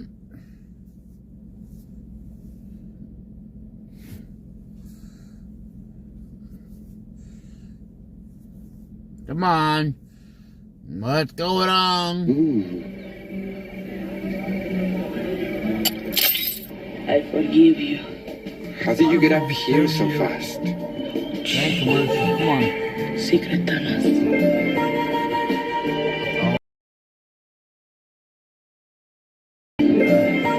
CBS left ours.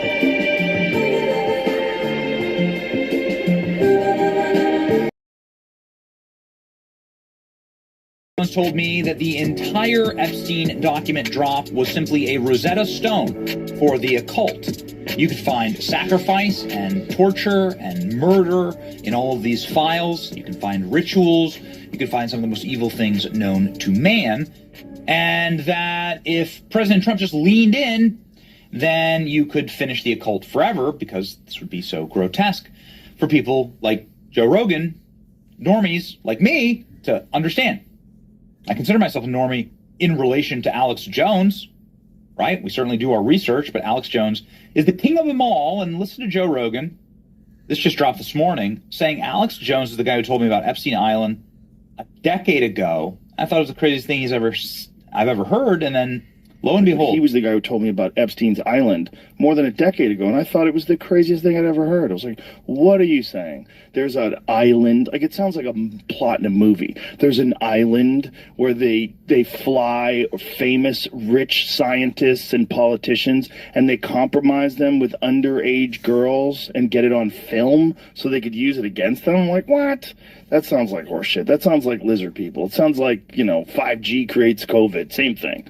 Yeah. But turns out it was true. And it's one of many things. He was the first one to warn me about a social... Turns out it was true. Alex Jones was right, and he was right yesterday when he said that if you just look at the vials, you'll be able to find out everything that Joe Rogan said there about Epstein Island is true. And Jeffrey Epstein's secret tunnel underneath his island lair, sinister trap door revealed in the files. Trap door, there can't seriously be an actual image of a trap door on Jeffrey Epstein's island. Oh, no. Okay. Yeah, there's the trap door. Yeah, it goes right into the water. Okay. Cool. Well, let's... Certainly there's an explanation for this. Jeffrey Epstein appeared obsessed with a tunnel at his Caribbean island lair. Emails released, the Department of Justice suggests. For years, the late pedophile took great personal interest in a tunnel, sending emails to staff to check on renovations. The first message about it, and the millions of files, the DOJ appears to have been in August 2009 when Epstein received an email discussing plans for the Virgin Islands architecture firm to do work on its home in Little St. James. The email referenced to previous team that added tunnels and an office below the main house. The architecture firm subsequently confirmed that it was contracted to build subterranean screening rooms, but it severed ties with Epstein, and it was never built. What's a subterranean screening room exactly? 2012, Epstein sent a message to an aide saying, "Thanks, I want the floor done. The wood tunnel. All the equipment moved out. Left till Monday, thanks." In a flurry of emails starting in 2015, he told an aide, "Tunnel floor completed." Tunnel floor. Okay. So there it is. The trapdoor. Goodness.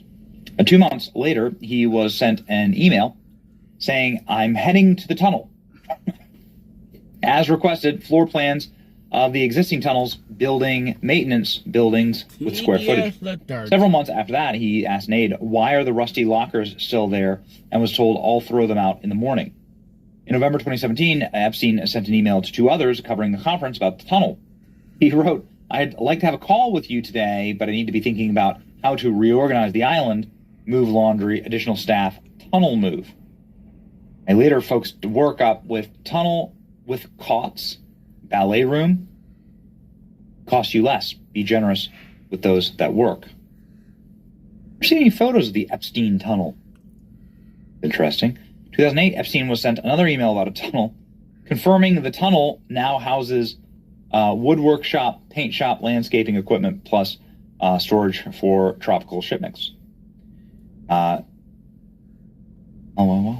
Images previously released by the DOJ include a trapdoor maintenance room. It was unclear the connection to the tunnel. Epstein repeatedly referenced in the emails. Okay, well, maybe the trapdoor is just like your average, villain inside of a comedy movie, right? That he has a trapdoor on his private island with all these tunnels. My name is Adam Ferrari, the Chief Executive Officer of Phoenix Energy. I look forward to you joining us at our next investor webinar, where you can drill deeper into our...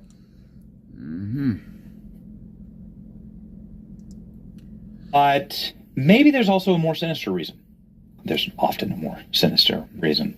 We'll get to that in just a second. Here we go. The tunnel was clearly something he talked with friends about in January 2018. A Hollywood publicist, Peggy Sengel, emailed him, "Dearest Jeffrey, how have you been? What's up with the Caribbean islands? Staff still sleeping in the tunnels, retrieving all of the furniture out of the ocean? Did you take photos? You're rebuilding." And then in January, Epstein emailed an associate to get a very large fan for the tunnel. In an email headed "Tunnel," he loved tunnels. It's so dark. Sorry, I shouldn't be laughing, actually. Please keep in mind that we are addressing the tunnels. Okay.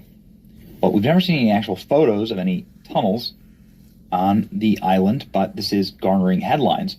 Another conspiracy true. Turns out Epstein files show disgraced financier is obsessed with tunnels under his pedophile island. So many tunnels. You can go back and find the people that actually trespass on Epstein Island, and they run around and film things. But I've never seen any tunnels. Although there does seem to be like doors like that, like here, doors that go to underground. Clearly, something subterranean here, right? Yeah. So you might be saying, this is just a hatch, and maybe this is simply something for scuba diving, right? Obviously, this is what it would be for. The thing that I would like to point you to is the constant talk of torture and murder inside of the Jeffrey Epstein emails. And there is a lot of talk of torture and murder. And here's one, for instance. No one will lie to me and get away with it. No one. Whoops is correct. I give you permission to kill him. Okay? Yeah. Is there more? Yeah. Here's a affidavit. This is sensitive, so this is your discretion. The material below is taken from Jeffrey Epstein's home. My insurance. What is the most damning about Jeffrey Epstein has yet to be written. He says here, effectively, that there is video footage of girls that have been tortured and strangled and killed and then buried out in the desert at the Zorro Ranch that Jeffrey Epstein also owned. There is a considerable talk of torture. Did you torture her? Are you okay? I love the torture video. What do you want me to do to her? Torture her? Jeffrey Epstein constantly being in the presence of spy chiefs, spy leaders, foreign leaders, Mossad, mailing with former Israeli Prime Minister Ehud Barak, you should make it clear that I don't work for Mossad, winky face. You or I, that I don't, winky face. Right. There is some very dark reporting here. This FBI investigation document confirms that Epstein trained as a spy under Israeli Prime Minister, classified confidential human source report. And then this, man, is really, really scary. And this is where effectively they say that our asset has been compromised and now we have lost. Spy was captured after completing her mission. Did you torture her? Our spy was captured after completing her mission. What? Did you torture her? Our spy was captured after completing her mission. So I don't know. Is this some type of like intel way to get rid of people? Like now you're like sort of digging into the darkest parts of the Jeffrey Epstein story, but it's all in black and white. Torture, killing, discarding of the bodies in the tunnels, in the escape hatch. I don't know, man. I don't know. We need. Yeah, it's hard to say these days. 20 years, here we go. Whoa. What's that? I just built a budgeting app in Base 44. Guys, Nina just built an app. Impossible.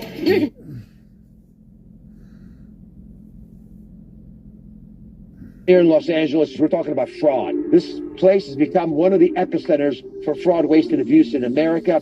$3.5 billion just here in Los Angeles County, we think, around hospice and home health care. So the federal government has opened up a new front in America's war on fraud. And it's brought them to California, where the scams ripping off our country not only mirror those found in Minnesota, like fake daycare centers, but expand upon those schemes with brand new ones, which, as you're about to see, are even worse.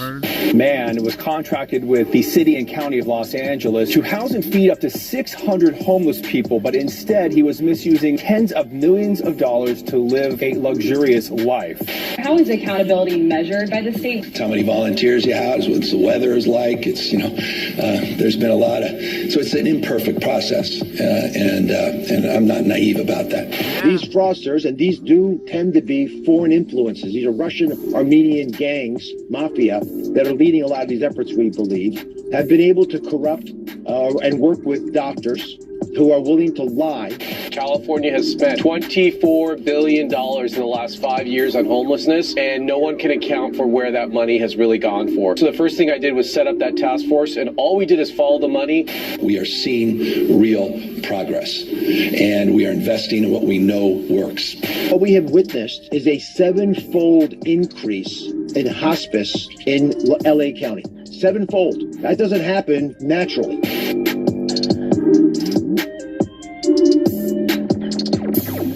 So according to the vice president, the fraud happening in California is way worse than Minnesota. And what nobody's talking about is that even Minnesota, with its fake daycare centers and all the stuff they got going on over there, that's just the tip of the iceberg. We're barely scratching the surface on fraud in this country. But as America watches the walls close in on Tim, has got to be terrified, as the same types of fraud operations there are not only being discovered in California, but seem to be much more numerous, with even less guardrails allowing scammers a wide open back door into America's bank, where they steal billions every year. But here's where things get even worse, because it looks like in California we've got mafia groups and cartel-linked gangs running some of these operations.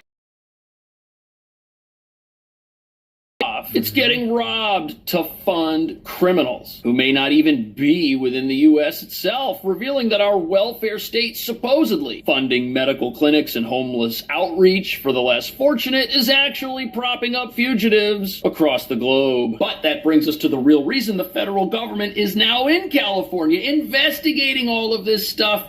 These scams, these $7 billion scams, these cannot exist without a political support apparatus. That's right, we're talking about state-sponsored fraud. And here's how that works. Politicians pass laws and enact programs that are impossible to supervise, either because they're hard to access in the case of home-based daycares, or because they allow an unlimited number of medical facilities to just open up and then bill the government, with nobody ever coming by to check on these places until now. So you can see these are medical buildings. They've got Cyrillic writing, Russian, Armenian writing. Both sides, there's lots of action, it seems. I don't know how many patients are getting care, but in this 4-block area in Los Angeles, there are 42 hospices. So either there are a lot of people here, or you've got a fraudulent activity that is so good that everyone wants to get in on it. So this is how you legitimately helping people. You go by and you look at the place, see who comes in and out, find out what's going on, and there's something going on here. All right. I'm in Van Nuys in Los Angeles, and this boarded up area above my head here is a big hospice center. There are apparently quite a few hospices around here, 42 within a 4-block radius. And these guys stole $16 million. And listen carefully. The main guy went to jail for 2 years, stealing $16 million. It's a good trade-off for a lot of folks. And if you look at it, it's pretty indescript. There wasn't anyone really in there. They weren't doing any services. They just got an address they could claim was a hospice. And then they ran the business, claiming people were at home getting services, which they really weren't. What we have learned is there's roughly $3.5 billion of fraud taking place. Where have we heard this before? Oh, yeah, right. Minnesota. It's the same playbook all over again. Get an address, put a sign on the door, bill the federal government, and get rich. But it gets worse. In hospice and home care. It's run quite a bit of it by the Russian Armenian mafia. You notice the lettering and language behind me is of that dialect. And it also highlights the fact that this is sort of an organized crime, mafia deal, where you've got folks who are systemically recruited doctors to write false prescriptions, hundreds of doctors participating. They've got 100,000 patients who they've tricked. Now, this is something that folks like Governor Gavin Newsom, who wants to be president someday, need to take very seriously, because what has been allowed to happen here is a criminal underworld has come in and is now out in the open. They control all of this stuff. You've got an entire illegal economy going on here, all paid for by the federal government with the help of California not watching what's happening. But wait, fraud in California, it doesn't just exploit the medical industrial complex. Oh no, that's not it. 42-year-old Alexander Suker was arrested. Suker's $125,000 Land Rover was also seized by law enforcement.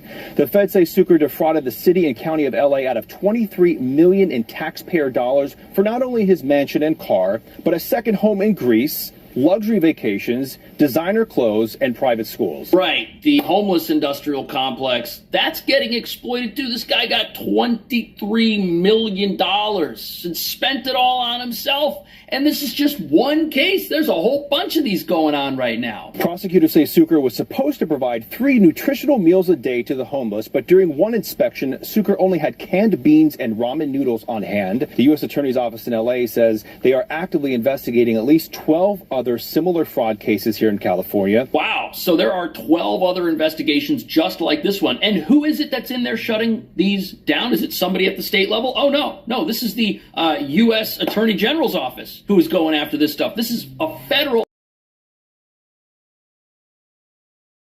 But now the big question is, why is it that California has so many of these fraudulent programs that just seem to send millions? And why aren't people like the governor at all interested in investigating this stuff before the federal government comes in? Fraud on a level that no other state and no other country really has. So here's just a good example. $31 billion spent on the homeless industrial complex in California over the last couple of years. $31 billion, for perspective, is larger than the GDP of over 100 countries on Earth. California is spending that kind of money and getting what result exactly? They spent it and they increased the amount of homeless in their streets. Now, the reason that this is happening is because these nonprofits who supposedly fight homelessness are very, very profitable. A lot of them rake in hundreds of millions of dollars of federal money. And I think this is critical for your audience to understand. It's not California liberals lighting their own money on fire in a burn barrel. They can do that, and they do. These are federal dollars. A lot of these dollars are tied to HUD, housing. So scamming the federal government. It's a multi-billion-dollar-a-year industry. These scammers essentially have their own country in California, a sanctuary state. Who would have thought? But now the question is, these scammers that are just getting rich and have their own country and are earning themselves with, when it's election time, somebody that wants to crack down on them? Of course not. We saw how this works in Minnesota. At election-related parties and fundraisers thrown by the very people scamming their state. And what's going on here is the fraudsters and these complexes, like the homeless industrial complex, fully support those who fund them, like Governor Newsom, whether he knows it or not. And here's the thing, if you're going to run against somebody like Governor Newsom in a place like California, you better not touch the fraud operations. If you come in and you say you're going to defund these things, well, the scammers are going to turn around and rally the troops and say you want to see Angelinos living on the streets. They'll say you're no friend of California, that you're an enemy of the people, and that you're heartless. And they're going to say that not so that they can get money from people in California, but no, so that they can get federal money, which reveals that the federal government probably shouldn't have programs that tax the entire country to then take that money and distribute it to various places who may just give it to somebody who's completely breaking the law. Urban development. These dollars come from your taxes and mine, even if I'm safe and sound here in the state of Florida. Don't tell me that the prior Justice Department couldn't have sniffed this out. They could have. If they wanted to. When you have the head of Abundant Blessings homeless charity living in a $7 million house and driving a 6-figure automobile. Right. While people live on the These are street. like obvious frauds. Like, let us get on the case. I mean, this is how easy it is to suss this out. And they don't do it because they're part of the con. Right, 100% right. You've got this con that is exclusively benefiting not the Republican Party in this country. This is a one-sided benefit that hits the left side of America. And you know what? It runs all the way up the food chain, because guess what? If you want to run for president in this country, it would sure help to get the endorsement of a prestigious governor like that of California, right? You see what's happening here? There needs to be unity on one side of the aisle for people to support that candidate, and that candidate can't come in and say they want to touch the fraud. And this gets even scarier when you realize that the president and vice president were almost Kamala Harris and Governor Tim Walz, who would have been in charge of cracking down on the schemes going on in their states and here in California. Do we really think they would have sent the attorney general and an army of DHS officials to figure out what's going on and stop our country from getting robbed? Probably not, which is embarrassing. Because when you see 42 care centers in a 3-block radius and no people walking around on the streets, something weird's going on. Or when you see the people who are supposed to be caring for the homeless living in multi-million-dollar mansions, while the hungry folks they're supposed to be feeding are living in tents on the side of the road, there's a big problem. Which reveals that all of this, these crises as they're called, these are all funding mechanisms. A bunch of kids.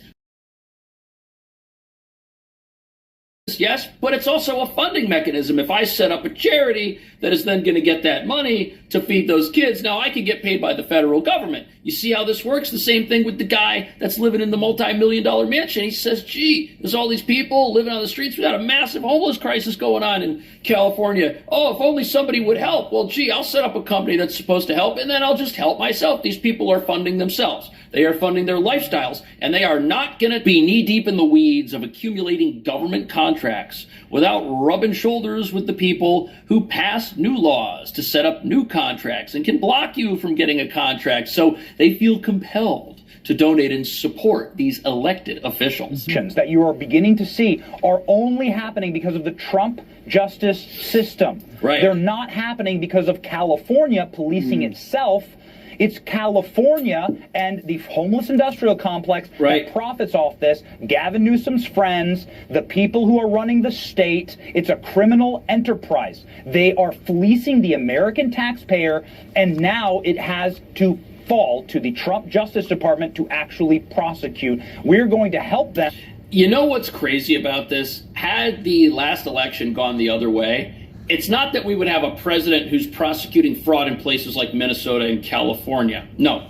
The fraud schemes in those places would end up exporting themselves to every state. Because whose job is it to shut these things down? The people running the country. The people running those states. And if that doesn't happen, nobody's going to come in and stop any of this, and scammers are going to take the whole place over. I know that sounds like hyperbole, but it's not. They've already taken over Minnesota. They've already taken over California. They're living in mansions right now. People are living on the street. This is a completely unfair system. And when you hear folks talk about shrinking the size of the federal government, this is what they're talking about. Don't have a massive system that taxes the entire country to just dish money out to people who want to live in mansions. Don't dish this money out to people who live in states that have turned themselves against our country to support people who do not make it a better place at all, while maintaining a perpetual power apparatus in these deep blue strongholds. Just in the 3 cases we've charged, we're already looking at over 100 million, and we are just getting started. We have more than 24 investigations going, and what's crazy about this, Laura, is the egregiousness. There was no vetting and handing the money out, and there's no checking to make sure the money's actually being used. This guy we arrested today who ran this nonprofit was supposed to be housing 600 homeless people and giving them 3 meals a day. He bought a mansion in Westwood. He bought a vacation home in Greece. Wow. He bought a Range Rover, and he went shopping at Hermes and stayed at... I think there is vetting, but it's not the... I like this on the screen right here, who enriched himself at the expense of the American people, wants to get a government contract. Well, he's not the only person that wants that contract. They can only give that contract to 600 homeless people to one company. So who do you think gets it? Is it somebody who is critical of Governor Gavin Newsom? Is it somebody who's critical of people robbing the homeless industrial complex in the state? Is this somebody who's calling out leadership for benefiting potentially from abusive systems that they helped pass and refused to check up on? Of course not. They're giving these contracts to people who can be trusted. Homelessness, it's a large state, obviously, has the most homeless in the country. And homelessness has gotten worse year after year, has it not? It has not improved. We're basically importing all the homeless people from around the country. Wow. The weather's great here. California gives very generous services. And wow, so California, not only are the systems in place to enrich those who care for the homeless, but they dole out enough benefits and have certain laws and policies that enable someone who wants to remain homeless to do so without actually getting the help that they need. That is sad. That is tragic. That is a system that harms people just so they can be perpetually exploited. The people who create these systems see every single tent on the street as a dollar sign. That's money to them because that's the crisis that they can exploit. If those tents weren't there, you can't have a massive homeless industrial complex profiting off them. Flock here, we have a disproportionate number of the homeless people in California, and their policies attract them. Okay, the public has said we want to fix it. We're willing to pay the taxes. And so, but the money's not going to its intended cause. That's the problem with states like California. They are the masters of fraud. They enable the fraud because there's no accountability, there's no vetting, there's no checking, because all they care about is the headline and appeasing their political constituencies who are all these There is accountability. Let's say you're the guy that gets this $23 million from the government to care for 600 homeless people. What kind of accountability do you think donating? What? Searching for my turtle's head is one of the scariest things possible. Not only do I have to worry about him taking my finger off, I can also potentially crush him with one of the... Supporting the cause? Was he drumming up support to get people elected? You see, that's what's going on here. Just like Dr. Oz is showing us that we have these gangs of criminals, these mafia groups, these cartels that are out there going after doctors, going after patients, trying to get all their money. We've got the exact same thing here with the federal government, who is paying for these states to dole out their money. They're the ones who are out there checking up on all these contracts, making sure that these people are being good stewards of the opportunity they've been given, just not in the way that does what it's supposed to, not in the way that helps Americans who are homeless. Doctors participating. They've got 100,000 patients who they've tricked or paid to give them their beneficiary numbers so they can perpetuate the fraud. And then the criminals are just running the whole organization and quickly scurrying away when law enforcement does get around to prosecuting them. Unfortunately, in California, there has not been a lot of attention on these problems. That's going to change. So you've got two scams going on here. You've got the zero guardrail systems that are being exploited by scammers who then pressure local officials into passing more laws that enable more of their scams, like these fake medical offices, these fake clinics, these bogus hospice centers. That's one aspect of it. These are organized criminals. These are gangs. And then you've got the people that approach the government to get these massive contracts and are well. You better know somebody if you want a $23 million contract. That's how government money works. And you know what? Government funding of anything is totally unfair to the majority of American people, especially when they are the ones who are being taxed to pay for all that stuff. So when you hear people talk about shrinking the size of the federal government, reducing the size of the federal government, that's the heart of the argument there. I can't go out and get a government contract. I don't know anybody who's going to let me get that. It's like winning the lottery. It's this new gold rush that people are after, but it's not really a lottery if you know the right people. It's not really a lottery if the person who's going to give you the contract knows that you are on their team. You see how this works? I think it's a big scam. I think we're going to see this in a whole bunch of different places as the year rolls on. What do you think? See you in the next video. No one is illegal on stolen land.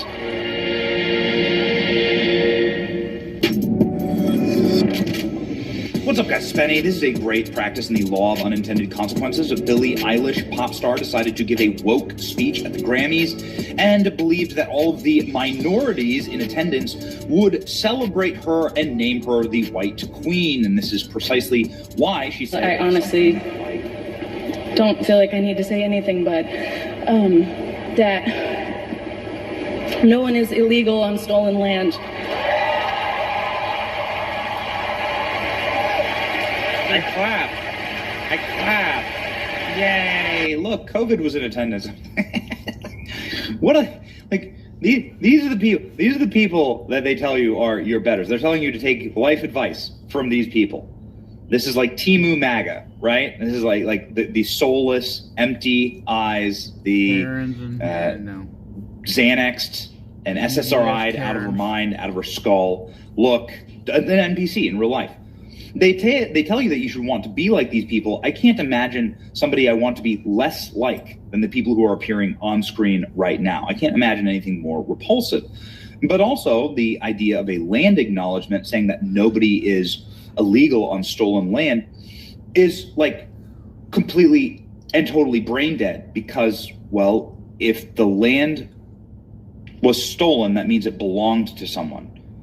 That means that the people who currently own it are illegal on it because they illegally got the land. So it's a countervailing argument that's contradictory. No one is illegal on stolen land. It's also contradictory when you talk to the people who Billie Eilish stole land from, the natives that own Billie Eilish's LA mansion, right? The Native American tribe, okay, that owns the land under Billie Eilish's mansion, has a message for her. They're very angry with her. And they said that she hasn't reached out to them. They're called the Tonka tribe. They say that Billie Eilish has never once offered to give back any part of her palatial estate. Look at this. Billie Eilish's massive estate. It's not just one barrier. She's got 3 with heavy security everywhere. And she wants everyday people to open their neighborhoods to criminals. Wait a second. Billie Eilish lives on stolen land, and she has walls. She says that people are illegal on her land if they tried to get into her gigantic compound. And by the way, this is a giant compound. I mean, look at this. She's got like stables and a giant pool and a pool house, patio, hot tub, gigantic walls. I mean, Billie Eilish is a $14 million mansion, and people are starting to call her out. So it's not just the Tonka tribe. Now there are quite a few people that are trying to help out this tribe. Sinai law firm is offering to evict Billie Eilish from her Los Angeles home pro bono basis on behalf of the Tonka tribe. The Sinai law firm is the premier eviction firm in the country. So they'll get her out of her mansion for free. Yep. Be great. And now reporters are showing up. This is a British reporter for GB News showing up and saying, wait a second, Billie Eilish doesn't believe what she says, because I tried to get on her land and I couldn't do it. It's a remarkable report here from Ben Leo of GB News. He walks up to Billie Eilish's house and finds a massive wall, a monster security gate, and is told to, F off. Well, according to the driveway, Billie does believe in borders. She believes in massive gates keeping people out. A couple of cameras up there as well. The lights are on, so somebody must be home. Let us in, please, Billie. We are here because this is stolen land, Billie, and we think we should be given access to your quite lovely $3 million mansion. And such is Billie's concern for security and privacy. It's surrounded by pretty decent security fencing. Very nice indeed. Massive security hedges as well. She's taken a lot of concern and time to make sure she's got some privacy, as you'd expect. Massive shout out here to Ben Leo. This is his account. Let's go ahead and follow him right now. It's a great report. I was howling all the way through. This is exactly how it's done. You can make these people, you can destroy these people by making them live by their own rules. And that's the easiest way to do it. You just have to say, well, why don't you give up your land? And that's what the internet is asking. The internet is asking, like, wait a second, You're on stolen land. Like if you consider all land stolen because I don't know, white people are on it, is that it? Is it like just white people? White people just don't get the chance to have any land. Is that it? Stolen land, lakes. What is your limiting principle here? Billie Eilish, give me your house.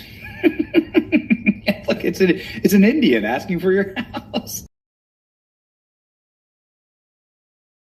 Also built on stolen land. Billie Eilish having a rough one. If you just take the slogan at base, and then they'll destroy themselves. And it's incredible to see. The internet is doing this in real time to Billie Eilish. Patiently waiting for Billie Eilish to give back all the land her home is sitting on. Oh, poor We're gonna skip. Hello? Can I help you? Heard you have stolen land. You want to give it back? Oh, I can't say it. That was just for TV. Well, you then, poser. If South Park was actually funny, right? If South Park was actually based, this is what they would. This is what they would. So the internet is just every. There's more. I know there is.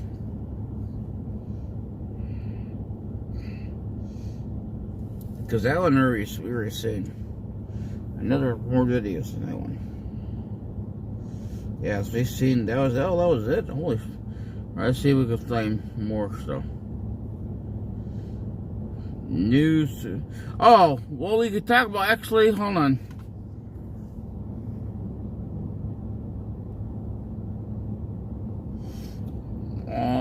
I know there was something I wanted to we could talk about. Well, we'll put this TDS.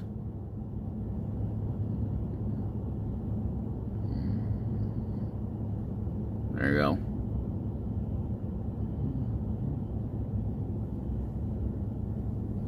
I know you guys wonder TDS, man. That was holy Jake Lynn. I don't know, supposedly he got arrested. I don't know. That's what I'm trying to understand. Does anybody else know any information about Jake Lynn?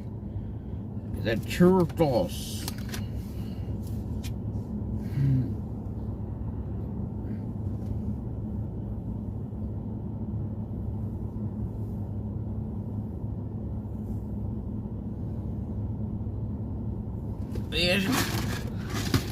Tell me what you guys think. Is that true or false? Actually, I forgot I could make that smaller. And 2, I could add another one.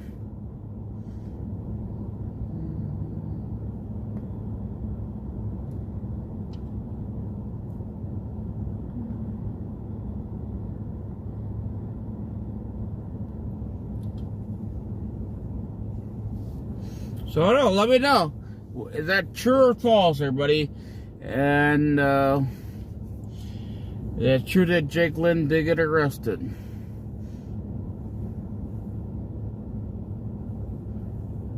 Oh yeah? Cause I'm trying to understand the deal with that there. So, I mean, trying to understand what is going on here. But yeah, I think I have made my mind up today. I've been trying to decide what I'm gonna do about the name wise. But I think I came up with a new name for these. It's gonna be TDS Litard Day. That's their new name. They're going forward. We're gonna call them TDS Litards. That's the name they're gonna get now. They earned a new name. They got a choice of TDS Litard or Faggot Litards. Faggot fuck Litards. So you choose. Or Crybaby Litards. So I don't know.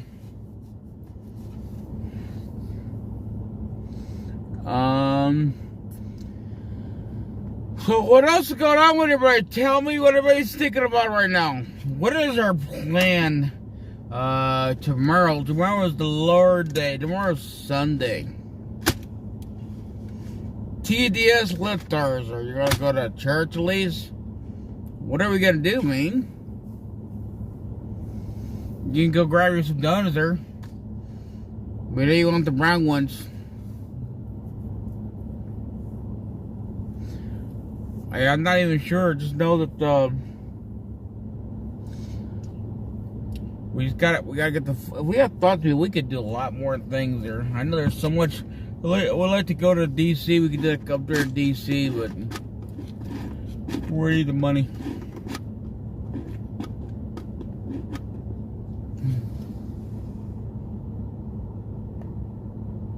I'm glad.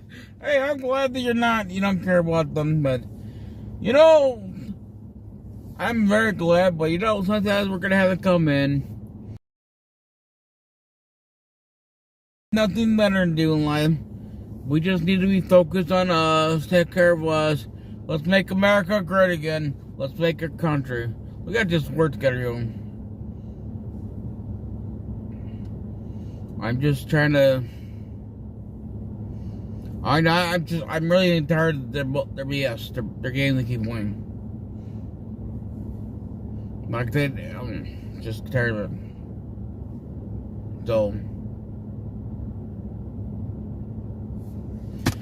So what's y'all plan? I mean, we're gonna go to church tomorrow, or what are we gonna do? What's our plan tomorrow?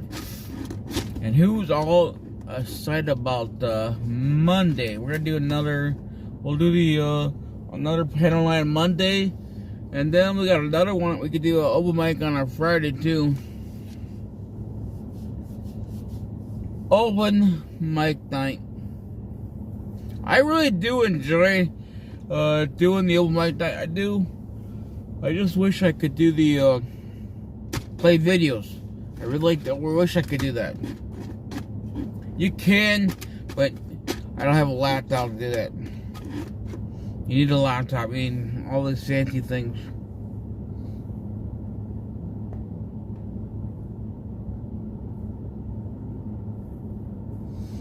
So share about where's Carrie, Jericho.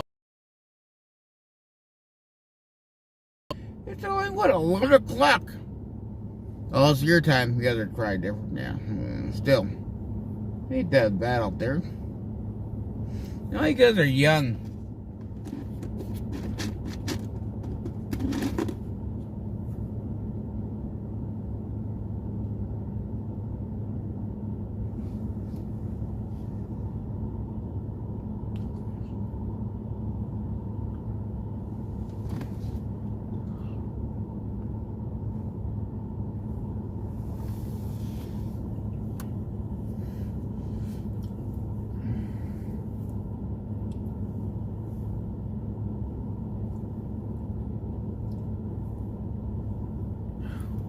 Sheriff, are you still there?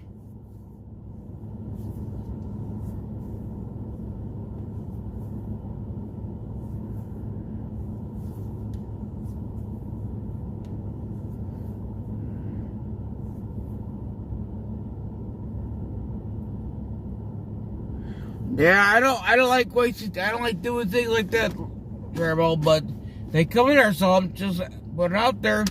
I don't like doing that. I really like to be focused on our country, doing things what's right. You have to understand what I'm trying to do. I'm trying to fight for a country. We want to stay focused here. You know, I don't want to be wasting my time with them, but that's what they do every day. And that's why we have a country to fight for. So I need patriots to be here and be willing to fight for our country and do it what needs to be done. And they like to come here and distract us. And I'm very glad that they're not here tonight. But I don't know. I mean, I know that I got a Monday panel, but I'd like to. We gotta get a game plan here, guys, people. We gotta get a game plan. We gotta get ready for this summertime. We gotta start getting money here. We have to start getting money here. Well, I agree. We all have life here. We all do. But we have a life. We have a country to fight for too. So I agree with you. But we gotta start raising money here to do things here. Because I mean, really, spring is around the corner. We got summertime coming. We gotta start doing things here. We gotta get our next president in office, man. we don't get nothing done, then we're just gonna sit around. So it's up to y'all. You guys all can decide what you guys want to do. You know, I can only do so much.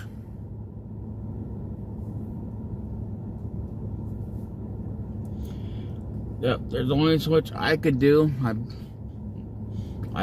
mean, I put myself out there. I'm continuing to keep fighting, but we just need money, and that's why. I mean, I think a $2,000 live stream fund a month is what we're gonna need, man. Because I mean, it might sound like a lot of money, but that, you know, if we don't use the full 2,000, we can always put it towards the next month. But we need the money to cover to do a lot of things. I mean, nothing like this is cheap out here. So I don't know.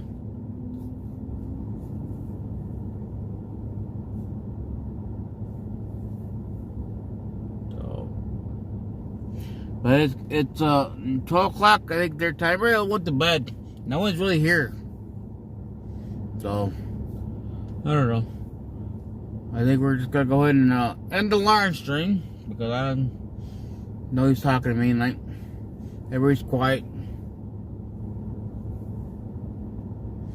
You know, so you guys all enjoy your night.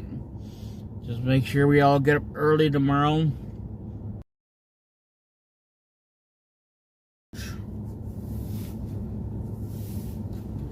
I get up for church. I love God.